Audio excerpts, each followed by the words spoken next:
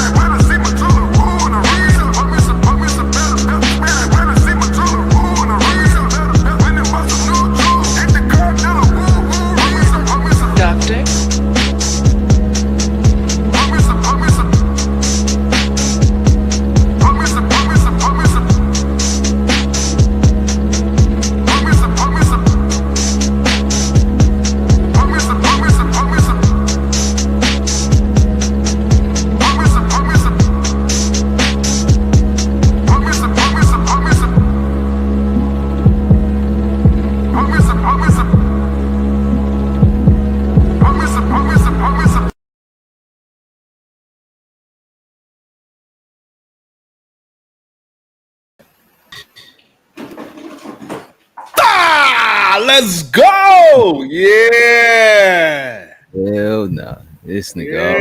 Yeah, let's get it on. Already with the shits. Yo, what up? Yo. Show to everybody in the chat. Let's cheers, sure. Cheers to Sharon. Cheers, man. You sipping on that shit. I got plastic cup. I got plastic. You got the plastic cup. That's some ghetto shit. Ghetto activities. I got the plastic cup. Hey, you got what you got, big. You do shit. I just moved. I got an excuse, I think. That's a good excuse. I'll send you some glassware. Don't worry about it. I appreciate that. Hey, housewarming gifts. Yeah. Good day, everyone. How are we doing? Hopefully, everybody had a good, beautiful, safe, rainy day. It was absolutely horrible on the East Coast. Hopefully, it was better on your side of town. It was disgusting outside, but I still ready because it's a day above the ground. It's a beautiful day. Yo, is you on the east? You on the east too? Yeah. Technically, I'm on the lower east side. You know what I'm saying? But it wasn't that bad where I'm at. Yeah, not same here. We it's still kind of gloomy outside, but it ain't crazy. Like Sharon probably exaggerating. He probably allergic to water. No exaggeration. It was flood warnings, hurricane warnings, wind warnings. Damn. Yeah, everything over there. It was wild. Damn, that's crazy. Make sure y'all hit the like button and the share on the respective channels. Appreciate y'all in advance. Appreciate y'all. And let me share this shit too. It shows her the B love. Oh, we got DJ. Can you swim? You know, black people don't swim.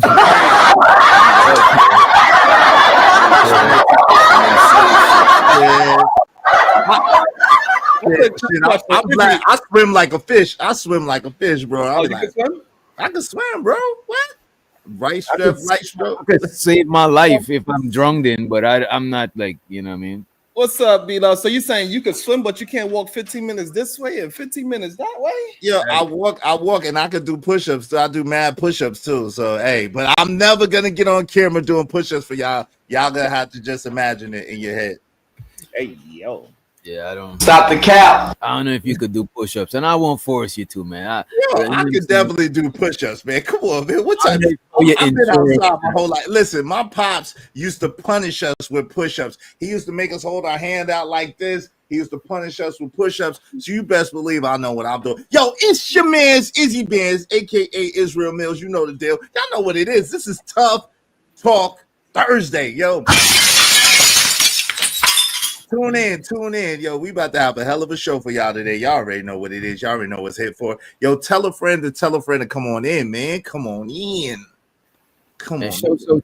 And we might open up the panel later on, but you gotta cam up. You got to cam up. You know what I'm saying? Just make for a better show. And DJ Wistother, we need a minimum. We need a minimum. I don't know how we're gonna work it out, but we need a show minimum before we open it up to everybody. It's gotta be exclusive. It's gotta be exclusive. You know, hey, look, I want to say this. I want to say shout out to all the early haters in the building. That is a beautiful thing. I'm glad you are here with us, the real content creators. Oh, we highlight that thing early. Hey, TMKC, what's up, Shotty? What's going on? It's a beautiful thing. I love it. We got early haters. Hey, if you on the Israel Mills side of things, if you on the Sharon Bracy side of things, if you on the DJ Wish Doctor side of things, support your favorite content creators. We're gonna get in and support. Man, hit the like button, share, subscribe to each of us, and you know what I'm saying? Dope discussions deserve dope donations. Compensation for the conversation. Let's do good business. Matter of fact, what am I doing? I need to change to my Cash App. I'm tripping. Sharon done already beat Cash App on it. Yeah, put your Cash App on it. You know what I'm saying? What am I got? And show to the homie Zay. We got the most hated, most underrated, most faded bronze motherfucking flat power. We got Don in the building. B-Love already in the motherfucking building. We got Hood Servative. I never seen you cam up today. You might got a cam up if you're pulling up. Shows the young Riaz. And do y'all want us to highlight the super chats during the show, or do we do a super chat segment? We could do a super chat segment. What you think, Sharon? We go how the wind blows. You know what I'm saying? We got depends on if it piles up. I say once we get to 10 super chats, that's when we read them, and we see how they support and win, and that's how the show goes. Y'all get 10. Let's get to 10 quick, fast, and early. It doesn't matter if it's 99 cents. And if it's a question pertaining to the show, like we might highlight it because it might be relevant to what we talking about at the moment and shit. Shout out to T-Dub. What up, T-Dub? So what I'm saying is this. How did Lil Nas X get arrested on the LA Strip? Because he was outside stripping. What's wrong with him? Yeah, Lil Nas X is wilding, bro. I seen that shit. What's wrong with him? I was like, what in the Molly is this? What in the Percocet? You know what I'm saying? It's something really wrong with some of these young people. I'm not sure what is in they cannabis. I don't know what it is. I don't know why the cannabis got to be so strong to have people just out of their mind the way how it is. It's kind of insane to me. Y'all wanna pull that shit up and show to the LA motherfucking project. What up, Lauren? You know what I'm saying? No, I don't think we want to do that to our audience eyes. It's bad enough we've seen it, doctor. Hey, salute to Emperor Kojak 303 the Great and the mod. Hey, the Lord of the Mods, number one. What up? Salute. Do you think the reason why the cannabis got so much stronger is because the kids don't know how to deal with depression the way how we had to deal with depression? Because when I was younger, right, we didn't have so much social media, so you was kind of forced to go outside, do hard things, play basketball, football, run, walk places. Cars wasn't really outside like that the way how it is now. Do you think that is the reason why cannabis had to get so much stronger so it could keep the young people a little bit more lower? I think people got a higher tolerance for drugs, bro. Because not only that the cannabis getting stronger, they put fentanyl on the street, bro. People request that. Some people might get laced with that, but there's people that actually go to the people and ask for fentanyl. If you asking for that shit, your tolerance is come on, it's through the roof. You know what I mean? What say you is? Yeah, man, I don't know nothing about that. I don't know nothing about drugs or drug use or drug Stop the cap or nothing like that. I don't have no knowledge, no working knowledge of any of that. So a nigga from Brooklyn don't know about nothing about drugs. You know what I'm saying? I left Brooklyn in the 90s, my boy. Okay. I left Brooklyn in the 90s, my boy, when I was 15 years old and he's still in high school. So shout out to BKNY. Okay. Yo, listen, if you on my side of the game and you want your comments highlighted Reddit, because there's 3 chats in here is gonna get lit. Make sure you do so through the super chat or through the Cash App. Don't take it personally. We're not reading random comments. We apologize because there's so many comments. We're not going to be able to do it. If you want your comments highlighted red, do so through the super chat or through the Cash App, respectively. Appreciate y'all. Yeah, I appreciate you, Ungby streaming. Shouts out to the homie Big Giz in the building. Not Big Giz. Shouts out to Big Giz though. He ain't in the building, but shouts out to my boy Big Giz. And Free the motherfucking Green. What's good, Free? Yeah. I just do find it interesting how many people be crashing out at such a young age. Like, especially somebody that's supposed to be talented and well off. While he outside, he was outside in the street with cowboy boots and the tighty whities, wilding out. I think he wound up assaulting a police officer. And he was hot. I just said cannabis because that's what's going to be the excuse, but I'm pretty sure he was on multiple different things other than just the grass. Yeah, that's not grass right there. Yeah, that's a mixture of a bunch of different things. That's a drug cocktail, a drug gumbo. A drug but it boat. seems like it's a thing. Like we see how the music done change and people like Future, they rap about it, even though they claim that they don't even use it themselves. But it is absolutely a drug culture out there. I think it's something that we got to be mindful of and be careful, especially since we got little family members out there that could get influenced by taking it one time. It seems like a lot of these young people, they take it one time, and then that's it. They hooked for life, and now they on the corner, strung out, looking like a fiend, literally.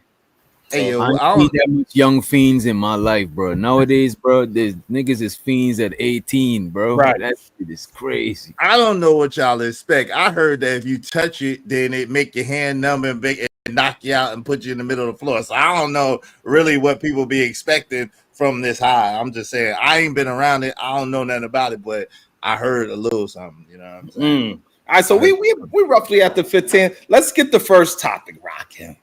The first one we're gonna talk about is about how we gonna frame this, Izzy. Which one you want to go to first? Do you want to go to the right person? How we gonna frame the question? But I thought the first question was, do men make women into single mothers? You know what I'm saying? To baby mamas. That let's save that one for last. Let's save that one for last. Let's go to what's the importance of choosing the right partner? Does choosing the right partner have any effect at all on your trajectory, on your success, on your life? Let's go to that one. What y'all think? Go ahead. You got it, Sharon.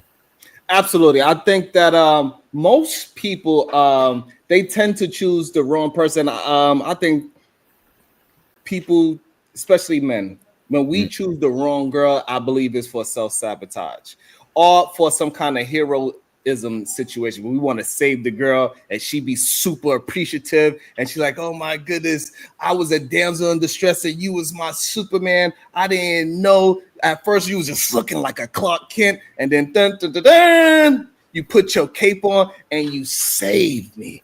And I want to thank you. But that never actually works out for the man or the woman. So if you're going to go into a relationship, you got to go with the right intentions. You should not be going into no relationship trying to save your girl or save your man, because all you're going to do is turn yourself into the villain of their life, because they're going to be mad at you. Like, why you keep asking me to do it? You do it. Then they gonna start saying, "Why are you nagging me?" Like it's gonna be this crazy back and forth. So choosing the right person is very important because also you need to choose a person that has the right state of mind so y'all can move together properly. Because if you are high up above and that person is low, they are never going to respect your the hierarchy in the relationship in the first place. That's my little spill on that. My little quick piece. I'm just curious, how do you always seem to make it about the man's fault? Like, he choose the wrong batch to batch, like do something crazy. It's always the man's fault. How is, if the woman act up, if the woman ain't acting right, how is that always the man's fault? I am so confused, bro. So the reason why is because I could really only understand it from my side of the game. I cannot understand it from a female's perspective. I do not have enough estrogen in my body to understand what choices and why the female make the choices she made. But I do understand and recognize the reason why I made wrong choices in my life. And so that's how I look at it. I frame it as men is other men out there in the world that would choose a woman over the bad reasons, the wrong reasons, because she had a fat booty, because she had a nice smile, alcohol, all these different type of things. So this is why I'm always looking at it from the man perspective, because I feel like I can relate to that the most, and my experience of getting through those things, I could provide the best advice to a man. To be fair, I think women mostly choose the wrong mate more than guys. You know what I'm saying? I think that is like mostly a woman thing, you know what I'm saying? Choosing the wrong mate, you know what I mean? That's why a lot of times a man vets a woman for his son and for his daughter. Well, now you know what I mean. Like that dad helped them vet, but I don't see like a lot of mothers helping men or women vet. You know what I'm saying? I think a lot of women choose dudes for the wrong reasons, and that might even go into the other subject. But I do think it is important to choose the right mate. I don't know what you mean by above and below, you know what I'm saying? I don't think it's about that. You could meet somebody who's on a higher level than you or a lower level than you, and y'all could be compatible. I think it's just y'all just gotta have a common goal, and y'all gotta be willing to go in the same direction. You know what I'm saying? Y'all gotta have some sort of cooperation. So the problem is that a lot of times the men are the ones that's choosing the wrong one because they are the ones chasing the woman. So they are choosing the woman first. And they the one that's going to initiate usually. In this day and age, it might start to change. This might shift in a little bit. But even in this day and age, they the ones that shooting the DM first and attacking the woman and gaining the woman's interest first. So they are the ones that's doing the choosing. And a lot of times they are choosing the woman for the wrong reasons. They choose it because of aesthetics and nothing to do with any kind of character or compatibility. They're not bringing nobody to their mother or their father. They just out there slanging and banging until they do it long enough till they say, hey, I guess we're in a relationship now. Sharon, no, wait a minute, Sharon. Women usually ask, what are we? That's number one. And number two, women have way more options to choose from. A lot of niggas just take what they could get. I ain't even gonna hold you, bro. So if you got that statement right there shows and proves that the men are not moving in the right direction if the women have to act. And this is what I mean. A lot of men, they are not actually choosing the right type of woman, right? So they just going because she got a fat booty. They start doing the nasty. Then all of a sudden the girl asks, what are we? And then he said, yeah, I guess we together. He not even saying like what it really is from the beginning. She shouldn't have to ask. He should have been made it a staple. Hey, this is what I'm trying to do with you. What are you trying to do, ma'am? Why didn't the woman just fuck with a dude that said he looking for a wife? You know what I'm saying? It's clearly men give a lot of women attention. You know what I'm saying? All attention don't means is leading to marriage. Some attention is just leading to the bedroom. You know what I'm saying? Right, perfect. Because the man, right, he's supposed to find a wife, and if he finds the wife, he finds a good thing.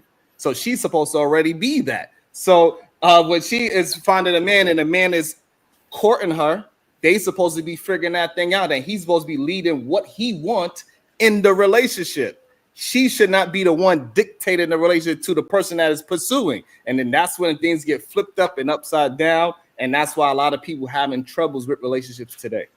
Well, listen, while what you said is true, the problem is what you said is true. The trouble and the problem is where it starts from, right? So at the end of the day, I agree with you. Men need to do more due diligence. They need to vet better. Sorry, brothers, y'all, we need to vet better, and we need to take our time. We need to let at least 4 seasons go by on our relationships before we start claiming and naming women, right? We need to let some time go by. We need to see that woman in different atmospheres, in different situations, in different circumstances. Now, while you're never going to know everything about that woman or be able to predict everything that woman could do or will do, you're going to have more of an educated guess the more that you're around that woman. The problem is this. The problem is a lot of times people have hidden agendas and secret squirrel missions, and these ladies be running up the bag and running up the opposition, and these men are being left distraught, high and dry, and nowhere to go. So that's the issue. You know what I'm saying? A lot of times men do pick the wrong woman, but it's not through a fault necessarily of their own. It's through how these women are moving and what this women agenda are. So if the man is going in with good intentions and he's choosing the right kind of person in the first place, he would choose off of character, not off of aesthetics. That's number one, because majority of men, we're going to be attracted to majority of women. I don't think most men look at women as ugly in the first place.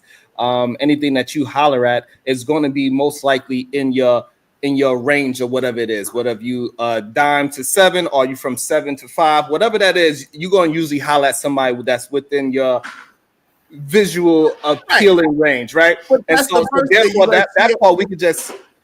But the first thing is she has to be appealing and attractive to you in order for you to holler as a man. That's the first thing. Right. And so and that's what I'm saying. So the first part, right? So majority of the men that is hollering at a woman, she's already filled that off the rip. She filled that position. She's at least a 3 in a 3 mark range. You know what I'm saying? Anywhere between 7 and 4, that's where she's going to be falling at, because men don't usually holler at the 2s and the 1s if they sober. It just unless that's what that's his forte. But you feel me? Just because a man hollering at a woman don't means he trying to make her his wife. He dating her to see if she's wifeable. Perfect. And so that is the problem with it. So he is not choosing the right person in the beginning, right? He's already choosing a woman for the wrong thing. He's choosing a woman just to have some kind of intercourse with her and use her and throw her away. So already you go into a relationship in bad faith. Once you go into a relationship in bad faith, you are going to pick a bad character human being. Come on, man. Lauren to the stage. What's up, Lauren? Good day. Hey, Sharon. Hey, Izzy. Hey, Doc. What's up, guys? LA Project. What's up? Lauren in the building. Good to see you. So that's how I look at it. So once you are choosing a woman strictly for a physical pleasure, you already choosing the wrong type of woman in the first place. But that's how you got attracted to them in the first place, the physical, and then after you get to know them. That's a fact. And this is the thing. Unless you stalking them from behind the you know what I'm saying, behind the bushes, taking notes and shit. Come on, man. Right. So you're attracted. She looks nice. She got a nice smile. She's in the type of shape that you want. After that, that's it. That's done.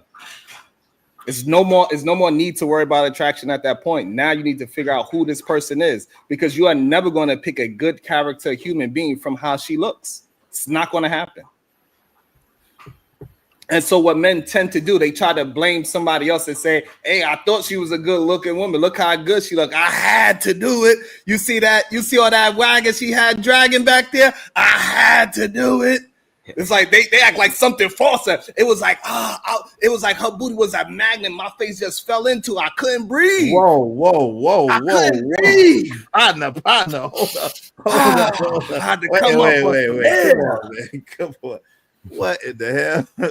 Yo. And so if men would just choose women from character first, and then they would start to see the flaws in the woman, and then all of a sudden that physical attraction you have for her, if your heart is in the right place and you trying to get into a relationship with good faith, that all those negative things that will come out in the first 2 dates her physical attraction wouldn't matter anymore because you wouldn't want that type of person around. Nah, but this is the thing. You talking about dating like a woman, man. You talking about men operating and being like women. Naturally, men, like you said, go off of attraction first, how they see a woman, how that woman appeals to them physically, and then everything else throughout. Now, while I agree with you, that should not be the only thing that man bases his judgment on, but a man absolutely instinctually is going to pick someone who's appealing to them physically first. That's the first criteria for a woman. Women, we judge women off their aesthetics, off their beauty. Men, we get judged off our character, off our integrity, how hardworking we are, how resilient we are, how much of a good man we are. You know what I'm saying? So women, at first, their aesthetics, and then everything after. Men first, their character, and then everything after. That's how that goes. I don't know if you date men, but I don't know. I definitely don't date men. I don't know how you're gonna tell what women want. Maybe LA could say what women look at first, but however, this is why I always talk from a man perspective, because I cannot say that when LA see me walk, if we was all single, if a woman, let me just say a woman see me walking in a goddamn room, she's like, God damn, that's the sexiest man I ever seen. That's what she say when she sees me. She don't see my goddamn good character. She don't know if I'm a good communicator. She doesn't know if I got money. All she knows, like, damn, when he smiles, the room light up. And I want him to stop the cap. Right. I want him to light my fire. God damn it. That's what she says. She ain't worried about my character yet. The level of delusion is crazy. Yeah, LA Project. When you first see a man and he approaches you, what is your first instinct? You be like, so he comes up to you, he says, hello. You be like, damn, that's a good character. Hello. No, the appearance definitely gets you in the door, but it kind of translates in different ways. You know, you paying attention to how he smells, what type of clothes he has on. Are they ironed? Do they fit well? You know, what's his haircut looking like, or lack thereof, you know what I'm saying? Like, and then also it sounds like to me. Wait, hold on. I just want to make sure. No. Don't answer. Why you she's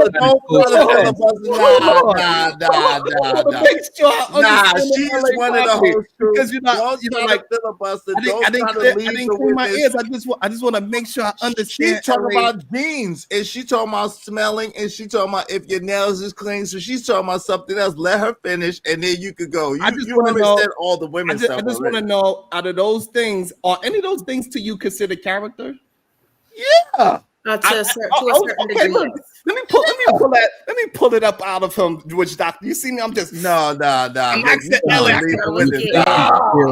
what it sounds like. It sounds like you're playing interference. You know what I'm saying? No, that's what I was getting. It can translate to some type of character. You know what I'm saying? Depending on, like I said, what you're paying attention to. And I think the problem is priorities. A lot of people, they think it's a stupid question to ask someone.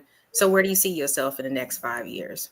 Where do you see yourself in the next 10? You know what I'm saying? People think that's a stupid question, but it's very valid, because that's how people get themselves into the situations that they are in currently, because their priorities are not really, they're for the moment. You know what I mean? They're not thinking about longevity. So of course, in between time, things happen like babies and things. So let me ask you about stuff like the smell and the appearance. What does that tell you about the person's character? I mean, good hygiene is always a good thing. You know what I'm saying? It's usually a routine of some sort. You're going to take pride into that. You're going to do a little bit of research, depending on because some people got skin problems or whatever, so it just depends on what they buy in and things like that. So it's like intentional, or definitely showing care for themselves. You know what I'm saying? Which is like because you don't want like a project all the time. You know what I mean? You want somebody to try to come as whole as possible. And if you're just meeting somebody off of face value, things like that could translate to character. Okay. Or even brand names, but it could be good character or bad character. If they're dripped out in all kinds of labels and things like that, their character could be materialistic. or they could just be, you know, in a position where they just like nice things and they buy them for a certain reason. So, you know, I think it kind of translates to a certain degree. I don't think nothing she says got anything to do with character at all. She sounds just the same way how Izzy said he want to see a good looking woman. She wants to see a good looking man. No, and she it is say okay because both parties say nothing about no nice chest. She didn't say nothing about no nice thighs. She didn't say nothing about that. She said iron jeans, good smelling, good hygiene is what she said. Right, so she didn't say a fat butt like we would say, or big chest like we would say, or nice thighs like we would say, or smooth legs like we would say. And to be fair, you ask her, and to be fair, the question you ask her was about when she initially meets somebody. You did ask about appearance. I'm not sure 100% sure what the question was. I can't remember exactly, but I think you asked about appearance. So the thing is that again, maybe that's the thing that we are attracted to, but just because we look at ass, titties, and thighs doesn't mean a woman look at ass, titty, and thighs. Her attraction is the way how his jeans, his shoes, and how he smells. That is still all a part of the man's appearance. This is why I never put myself in the female's position to say what she likes it and what she doesn't like, because I have no clue whatsoever. The things that I like in a woman, I'm hoping that my wife doesn't like that in me. I like a nice ass. I don't want my wife looking at me like, damn. You know she do. My husband asked the way how he walked down the street, that ass. I don't want my woman. I never looked at and thought that my woman looking at my ass that way. So again, women and men, they both look for attraction first, right? So that's always going to be clear. We say, hey, I like you, you like me. All right, boom. Damn, we got past that barrier. And then after you get past that barrier, the sex thing needs to leave goddamn men mind, because y'all already in conversation. Sex is going to come regardless if y'all have a relationship. It's just something naturally if y'all both like each other. You don't even have to ask. It just comes naturally through the motions. But the problem is men get stuck on the physical part, and this is why they tend to choose the wrong type of human being in their relationship. Both men and women are attracted to each other physically first, and then after the physical, we get to know each other. You see the gift, then you unwrap the gift and you figure out what's inside. You see the book, now you open the book, you figure out what's inside. Women are visual just like men, bro. It's just that we say men are visual, you know what I'm saying? But it sounds good, but women are visual too, bro. Right, that's what we just proved, right? So I proved that Izzy was not telling the full truth. He was telling a version of the truth, right? Because we look at things differently. Like, so what Izzy was saying was we look at the fat asses, they look at the jeans, right? So it's like it's still the aesthetics, but it's just different versions of looking at somebody. But the problem is that men, once they look at the cover, they realize how fine this book cover is. They don't never read the pages, but somehow the pages, the guts of the pages, they get all messed up and sticky. That is the problem with what is going on. Whoa, partner. Whoa. Pause, nigga. Why gotta be sticky? It gotta be so graphic, Sharon. And why he always gotta put it on men like they just doing some awful shit. Like at the end of the day, men do be trying. Listen, men ask women the most questions. Men ask women, try to get to know women more. You ever talk to a woman? A woman don't really ask you a whole bunch of questions. She just go along and she just excited about being with you or whatever the case may be. Usually it's the man trying to get to know that woman and trying to get her, you know, she'll talk and he'll ask her, hey, so what about, oh, okay, yeah, and what about that? And oh, okay, and she'll be talking. Wait a minute, because I thought that the one of the complaints is that women talk too much. So what do we be talking about if we're not questions? No, y'all be talking about yourself. Y'all be trying to be as vague as possible. Be like, hey, don't get me. Y'all, because y'all don't ask no questions. Like, y'all be talking about person tonight. Yeah, we doing whatever. Hey, listen, Lauren, y'all be talking about y'allself. Y'all be talking about y'all day. Y'all be talking about y'all kids. Y'all be talking about y'all boss. Y'all be talking that chick that messed with you at the copy machine. Y'all be talking about a whole bunch of stuff that happened. But you don't ask us much about us. And which doctor, am I wrong? We ask a lot. Nah, you know what though, Lauren? He got a point. Y'all, when y'all comfortable after we know each other, then y'all get to talking. But when we know meeting, y'all do be a little reserved. Y'all be trying to y'all be trying to wait for us to say something and slip up. You know what I'm saying? But y'all don't be asking that much questions. You know what I mean? Ask that much questions. Go ahead, I LA. be asking questions. Hey, LA, I'm gonna give you the floor so you can actually talk and you can prove them right by actually talking. Go ahead, girl. Go ahead, LA. We're not stopping her from talking. Go ahead. No, I definitely ask questions. And it seems like a lot of guys don't want to, especially that first meeting.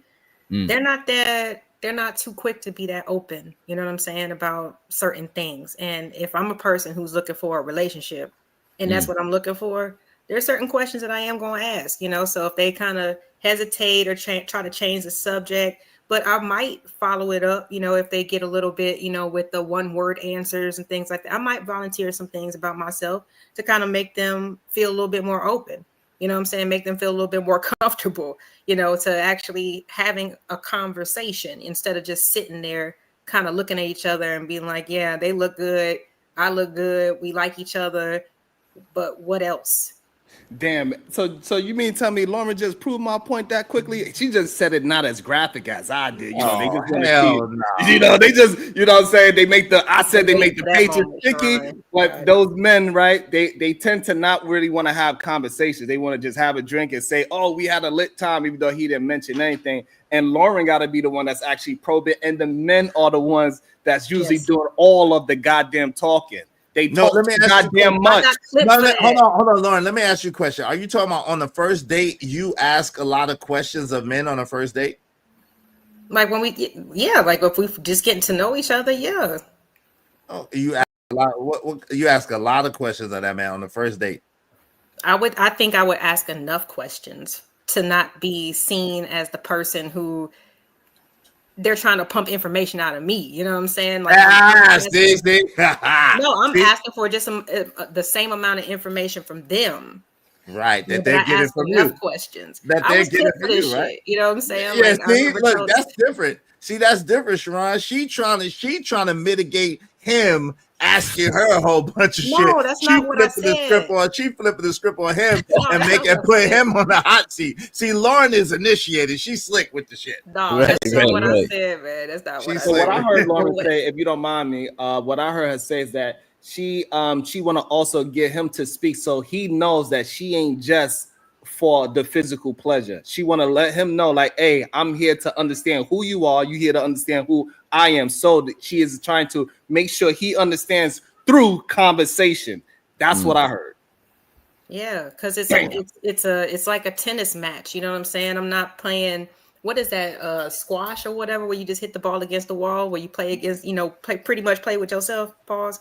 But it's more of like a tennis match, So I want to get as much to the conversation, and I don't want to feel like I'm the only one talking. You know what I'm saying? I try to give equal to the conversation because I'm not going to give more than he is, because he could just be sitting there just, okay, let me take some intel, see? About no, because it could be on some scheming shit. You don't know what everybody's intention is. But that's what I'm saying, though. That's the point that I'm making. You said that you don't want to share too much. You want to overshare because you don't want him scheming and plotting on you and taking the intel and using it against you.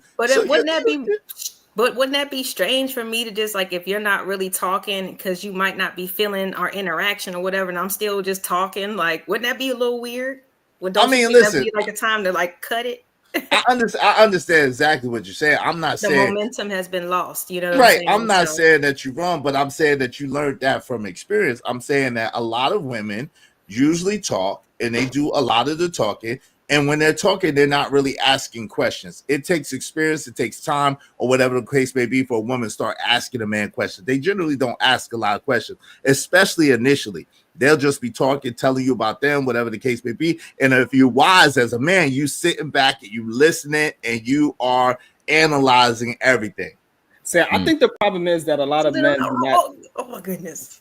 You got something? Go ahead. No, I say so. I'm not wrong then. If I'm sitting there, no, you're not wrong. I know y'all not letting the girl talk, man.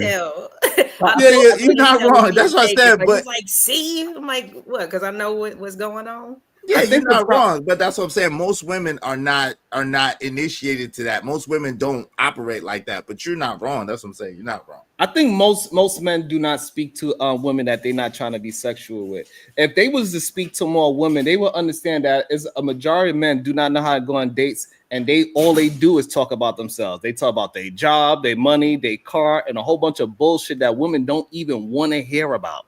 They don't stop talking. A lot of men are narcissists because they feel like they're supposed to be the alpha male. Why y'all men do not understand women? It is okay, but if you start looking at every woman in a physical sense, then you will start to understand that men and women, they communicate differently, and you will understand who they are as human beings instead of just looking at them as human beings. We advance animals, bro.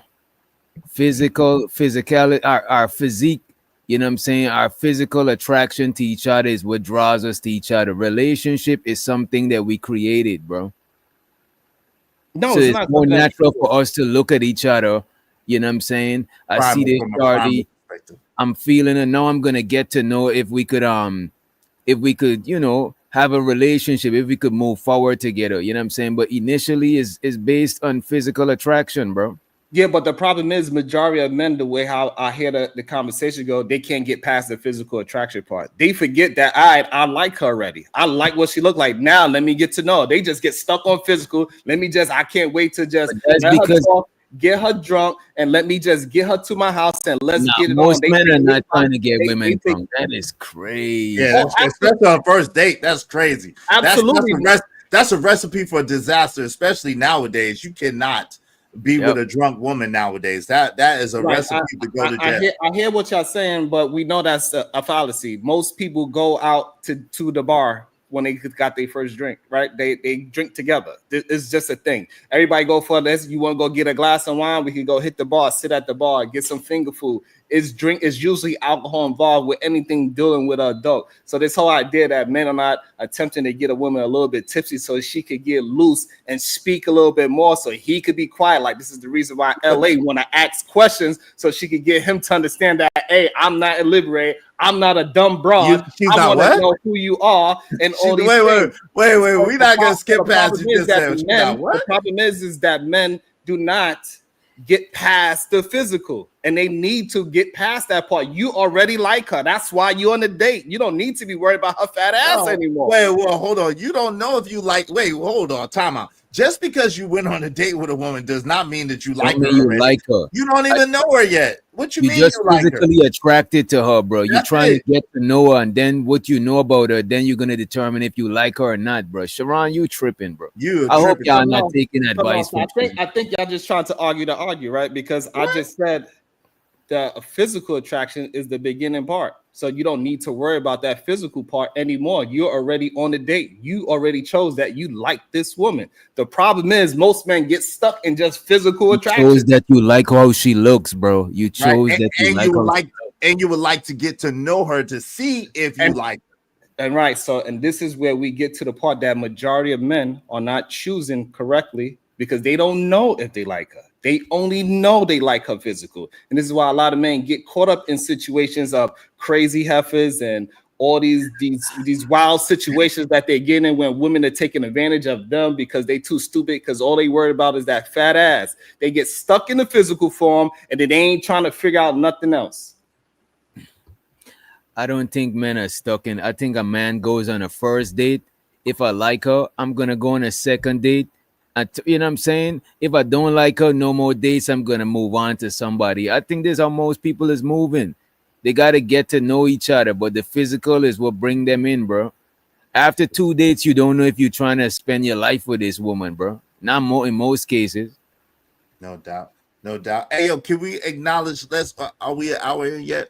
Oh, when we're an hour in, we need four more super chats so we can read them. 4 more super chats and we'll read the super chats. Every 10 super chats, we'll read the super chats every 10 super chats. Let's support whatever side you're watching on. Support your people so we can continue to bring in good dialogue. I think this is a great dialogue. Go ahead, Ellie, like you wanted to say Hold on real something. quick. If y'all Goddamn.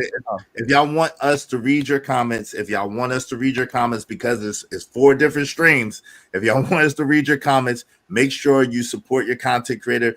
Put your comment in a super chat or put your comment in a Cash App, and we will read it. That's the only way we're gonna get to read it. I'm welcoming my people on the side. Type it in. So welcome to the show. Tell a friend to come on in. This is Tough Talk Thursdays. Shout out to DJ Wish, Dr. Sharon Bracy, and the LA Project. LA, Lauren in the building. Y'all make sure y'all tell a friend about us. Support. And if you want your questions answered, if you want to make a statement, you want us to read it, do so through the super chat or through the Cash App. Appreciate y'all. And then so now, go ahead. Now I was gonna ask why they hating in the chat. You know what I'm saying? Why is what's going on with Robin M, man? You know what? It's all good, Sharon. You got it. That's my girls.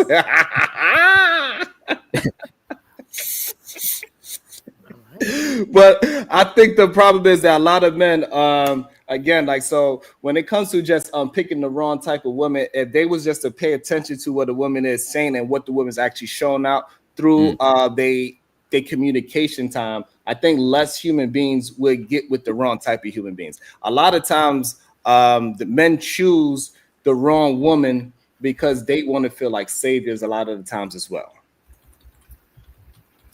I think women choose the wrong partner in most cases. Sure, some guys choose the wrong mate, but I think mostly, you know what I'm saying, mostly our women choose the wrong mate. You know what I mean? That's why I think we should bring back letting fathers, older brothers, your uncle, and these people vet dudes. You know what I'm saying? To make sure, you know, it's not no fugazi shit. But I do think our women choose the wrong mate way more than the fellas, you know what I'm saying? Just to be fair, you know. The problem is most men don't know how to choose another man. That's the real issue. Most men let other men get a pass for everything that they got going on. They like, you know how it is. What's your wife mad at me? You know how it is. This is the most men have. Most men cannot discern what is a good or a bad man because they believe that any man could go through something and then he eventually will become good. I think that is false right there. You know what I'm saying? Most men could see if another man is on some bullshit. You know what I'm saying? Or let's say you vetting for your sister or your daughter, somebody younger.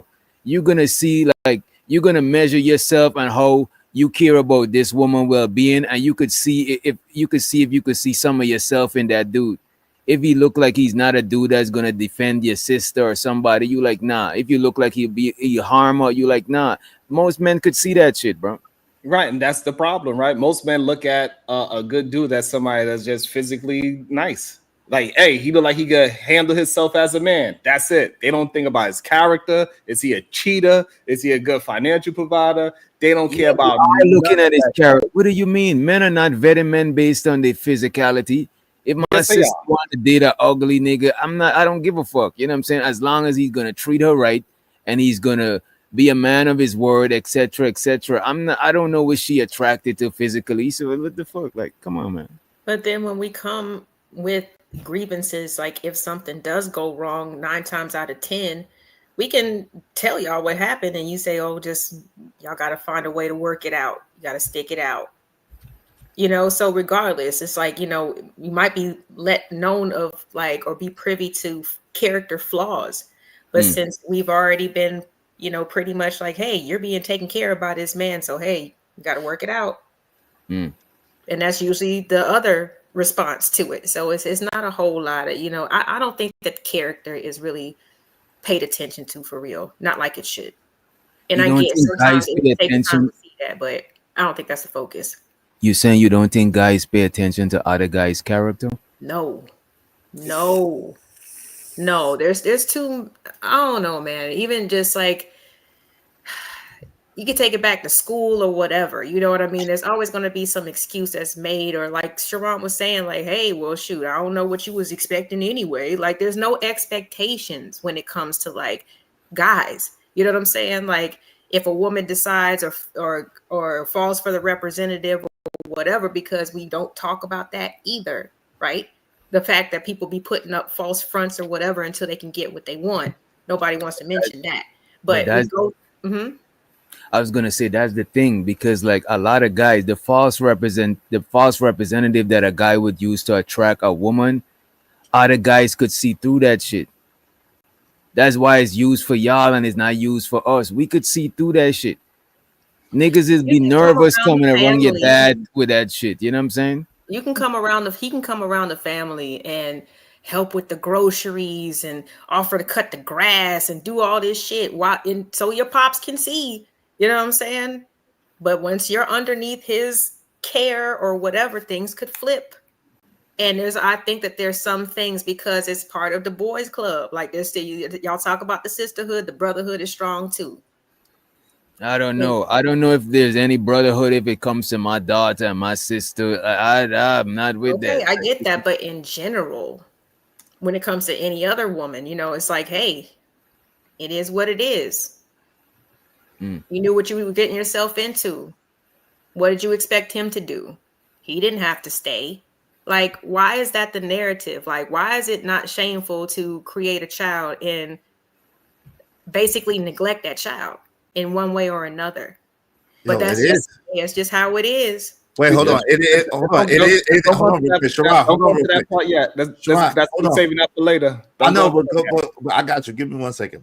The truth of the matter is that a man, like when a man picks for his daughter or whatever the case may be, as long as he's going to want to make sure that his daughter is happy, right? Or his daughter is well taken care of. Now, what does happen is sometimes the daughter does shade the man from the father and doesn't want to tell exactly what that man is doing or exactly how that man is moving, because they think their father is crazy and they don't want their father to hurt that man. However, the truth of the matter is fathers care about their children, so they are going to show up and show out for their daughters, and they are not going to turn a blind eye just because a man bought groceries. Now, women generally turn a blind eye for some grocery or some money or whatever, but a man is not going to turn a blind eye to his daughter being mistreated just because a dude bought some grocery or cut the grass. That's cap. That's a complete lie. What you saying? You gonna let some man cut your grass or give you some grocery and be mean to your daughter or mistreat your daughter? Most men are suspicious and skeptical about other men. Right, bro. If this was real life, then homegirl that happened with R. Kelly wouldn't happen. The thing that happened with Cassie wouldn't have happened. We got way too many examples of men taking advantage of women, and those women had men in their lives. Aaliyah, she had her parents in her life. We seen way too many opportunities of men taking advantage of women by doing whatever, acting like they have money, acting like they some prestigious man, and people would give their children to these men because they are trustworthy of these bad character men. It happens time and time again. Men, on the that's most usually part, women. They're trusted because they're not paying attention to the character. They're paying That's usually women doing that, not men. To all the flashy things that person can provide, and also where they can take them in career. You know what? I hate to do this. On the character of that person. I hate to do this, LA, right? I hate to do this. And I hate to bring up old stuff, but it's not that old, it's from yesterday. But DJ Genesis, right, was sitting here yesterday and give us a perfect example of how women choose men based on their looks, and she ignored all the red flags. She even ignored that the man frequented a gay club. You know what I'm saying? And that is crazy. That is character. You know what I'm saying? And everything she was listing. Oh, he had a body like such and such. He was good look. She said nothing about character and stuff like that. I think a lot of times y'all overlook stuff like that. You know what I mean? I mean, we can. I'm not saying that women are perfect. I'm not saying that. Because a lot of times y'all are loyal to how you feel about a person. You know what I'm saying? And sometimes you might have your filters up when looking at them. You know what I mean? Like I even see it a lot of time, even on YouTube. Like, you know what? Let's move forward. I see it a lot of times on YouTube though. You know what I'm saying? It's crazy. And like another thing that we see on YouTube is that men do not stand up to other men. They just let men say whatever they want to say. Yes. And so for some reason, y'all think that this is not happening in people's households. We know for a fact that it is a bunch of men that literally groom their daughters to be male-centered. We know that for a fact. So they already raising their daughters to not even understand what's good and bad character. The only character majority of men, from what I'm hearing and when they express, is that he paid the fucking bills. They don't give a fuck about all that. If they are out here talking about, yeah, the women need to shut the fuck up, feed them, and fuck them, he doesn't care if his daughter's going through that as well. So therefore, he cannot be a judgment of character because himself is a bad character. I'm just hold on real quick. Hold on real quick. That is so wrong and so bogus, right? Because at the end of the day, one of the main things is the men aren't even in the house. The men ain't even raising the children. In our community, is that not the hold on real quick. So that's the number one thing. Most of the women are divorcing the men or leaving the men. It's a single mama epidemic, ain't it? So at the end of the day, hold on. So at the end of the day, there ain't no possible way that you can blame it on men. Women are usually the one that allows their daughters to get away with the bullshit, allow their daughter to have a living boyfriend, allow their daughter to be having intercourse with little boys and say, oh, well, take this pill or take this or I'm gonna take you to the clinic and put you on a pill, or I'm gonna make sure you get this IUD or whatever the case may be. Like at the end of the day, we know that that's women that do that. Men usually guard their daughters, usually protect their daughter, and are overprotective of their daughters. Men usually have a standard for the man that they get with their daughter, no matter what they do in their own life. We all know that. Come on, let's stop playing. So if this is the case, so I thought we were talking about the men that was in their child's life. First of all, if you want to just talk about the ones that don't have male in their life, then yeah, that's a good point. A lot of people that are in degenerate behavior, they tend to teach their children how to be degenerate. So what you're talking about is degenerate women that have no guidance. They are bad characters, which we know it is some bad character women out there in the world. However, we are not talking about that. We are talking about men that are in their daughters' lives and that they supposed to be choosing a proper man for their daughter. But a misogynistic man is not going to be able to choose a proper man for his daughter because he is going to choose a bad characteristic man for his daughter. And then when she get oops upside her head, or she ain't getting spoken to, or she's getting emotionally abused or financially abused, he's gonna be like, hey babe, don't worry about it. Y'all just work through it. It'll be okay. What planet do you live on? Is he paying the bills? I don't interrupt you. Is he paying the bills? Yes. Does he come home at night? Yes. Do you think he's cheating on you? Yes. Well, you know, sometimes men, they cheat every once in a while. It's okay. He still love you. This is the toxic things that these men say on these panels. If they saying it on the panel, they will accept it for their daughter as well. And this is why their daughter has to get some britches, pull a big panties on, and say, hey, I gotta leave this man because my daddy didn't do the proper goddamn vetting. Yo, what planet do you live on that a man is going to allow their daughter to get oops upside their head and get physically abused and not want to do anything about it? 9 times out of 10, a man that found out that his daughter was in any domestic situation, a brother that found out his sister was in any domestic situation, the natural inclination is to try to save them or try to protect them. Like, come on, man. Right. So that was true. Then wouldn't happen so much, but for some reason, men are still whooping women's asses on a very because high they don't tell. They don't tell. This is a problem. So many times, when we get on these panels, we keep thinking about our own selves and what we would actually do for our child. This doesn't have nothing to do with what Izzy would do and how he would ride for his child. We talking about the general population. The general population, women are in danger for a lot of times. A lot of them are in some very sticky situations, and they tell they peoples and all that. And then what they say, maybe you shouldn't be arguing. What did you say to them? How did the conversation get to where it got to? This is the issue that we are putting ourselves in this. We are putting ourselves in these situations. Izzy's a hothead. It ain't gonna happen to his. However, majority of men are not moving the way how Izzy is. He knows that for a fact that majority of men are not moving like that. So I don't know why he'll put his characteristics on other fathers out there in the world. They are not moving like that. That's what I'm saying. If we're going to differentiate ourselves, we have to understand that there's a lower level, you know what I'm saying, underneath you, you know, who does the opposite of whatever work that you're hearing that we're talking about. You know what I'm saying? So I don't understand what I'm sorry. No, go ahead. I just want to give my experience dating women and meeting their parents, right? When I remember I dated a chick before and her mom let me be in their crib, waking up the next day at their crib. But if I had met her dad, I don't think a nigga would let me do no shit like that. And as a matter of fact, when I meet a girl's dad and I look the nigga in the eye, I get like, yo, I better not be fucking up.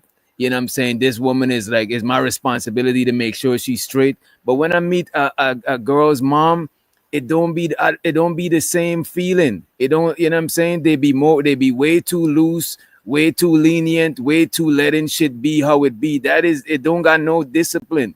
That's a fact, But yo. we That's can a all fact. speak Which on our hold on real personal quick. That's a fact. experiences. That's a fact. Which doctor? The truth of the matter is, a father in the home, a lot of times, or a father around, protects and keeps a lot of this shit away. So I don't know what this is. Not based on me, Sharon. This is based on shit. I've been around a lot of people, seen a lot of experiences, and I know for a fact one of the main things most fathers do. We see it in the movies all the time. When the father's around, he's like, "Ain't gonna be no fucking around here. Ain't gonna be no this around here. Y'all better go. Y'all better not be in that room with the door closed." Shit. Matter of fact, they got a whole Grubhub commercial where the father is sitting there cop blocking. The father always be trying to cop block and keep a man from his daughter. We just know this. This is what men do.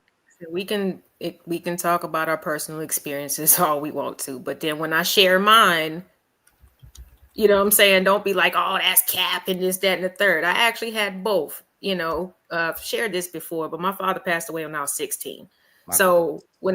Appreciate it. But when I was at the age, you know, where I actually could date, I only had my mama and she was not going for that shit. So I have seen something totally different. I understand what Witch Doctor is saying.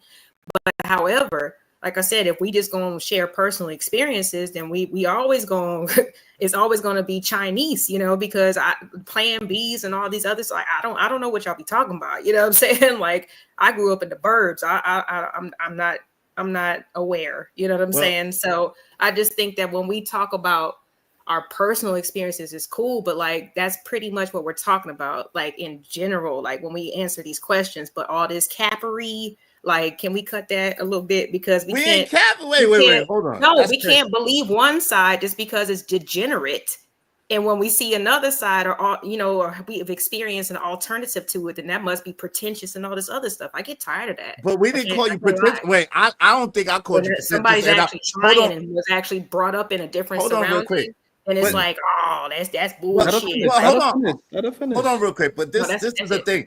We didn't say, I never said that you was pretentious or said anything about what you said. No, and the Witch Doctor didn't either. So, but the problem is when y'all are saying that what we're saying is cap, it's not cap.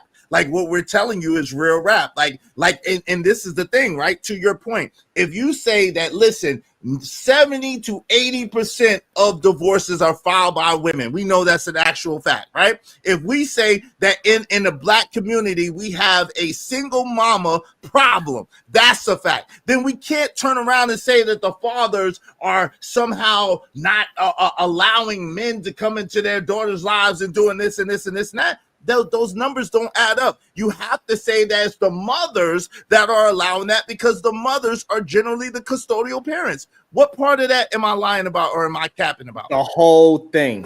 Yeah, you need to read the super chat. The reason why you are looking at the cause. But damn, okay, maybe my mic was on.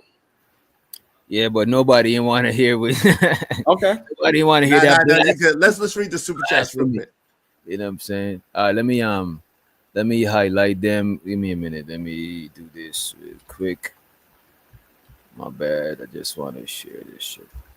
All right. And show so to everybody on every side. Make sure you hit the like button. And what you want to do? Just highlight them. Just highlight them and read them, but just don't play the music afterwards, so we can keep the conversation flowing. Do we need the first one? Yeah, you didn't read none of them. Nah, we don't have to. We don't have to read the first one. I mean, we could not think Apple Jelly We don't have to read that first one. Go ahead, T-Dub, and then below. Shout out to the T-Dub. Appreciate you for gifting us one membership. Appreciate you. We also got Auntie HQ. She said all three are cool with me. $2 each to start. Appreciate you, Auntie HQ. She also said, let's go. Thank you, Auntie HQ. And shout out to the Unk be streaming, aka Red Pill Ranger. He said, well, y'all got a 2-time subject matter expert here. Appreciate you for the support. Appreciate you, bro. And we also got Living Humbly gifted 5 Easy Bands membership. Appreciate you, Living Humbly. And we also got talking to Kinfo, talking mad shit in the chat. She says supporting Sharon Bracey and the Temptation. Yeah, you think you Ain't got nobody come in and see you, Otis, nigga. show so to Robin M. Robin M is evil. They're evil. They on some shit. She says Sharon, Beverly, and Mace. That was not funny, but I'll give you a laugh just for. So the Taylor Bell, aka Taylor Gang, Leo Gang, we in here. He said, "Yo, we got like an all-star panel today. Do this more often, please." You know what? We'll try because as a matter of fact, when we did it accidentally before, a lot of y'all requested it, so we decided to deliver. Appreciate you. And we also got Vaughn Bryant. He said, people are very good at camouflaging their character. You may not find out until after you have committed to the covenant. Bait and switch is a master. Shows appreciate you. Brian, thank you, brother. Appreciate you, bro. And we also got MJ, aka Conversations with MJ. She said, "You be killing me next time. I'ma get on your ass." She says she's telling. Appreciate you, MJ. And shows her the TMKC in the place to be. She said, "Facts, LA. The men be on code and don't even know each other." That's a cap. Stop the cap. But I appreciate you for your support. Bruh. And we got Chris Reed. Chris, you've been getting better with the super chats on topic. He said, "Want a girl?" No, you see, I don't know, man. He said, "Want a girl? Just wear a chastity belt." We appreciate all of y'all for your support, and make sure you hit the like and subscribe and share. Definitely hit the share on all the channels. I appreciate you. Appreciate you. Money counting. Money counting. Money counting. Money counting. It's so exciting. Money counting. Appreciate you for your support. I appreciate you. Yo, can we talk about this now? This is the thing. Shout out to Men's Fair algorithm that said this shit, and it's true. Yo, there's 2 things.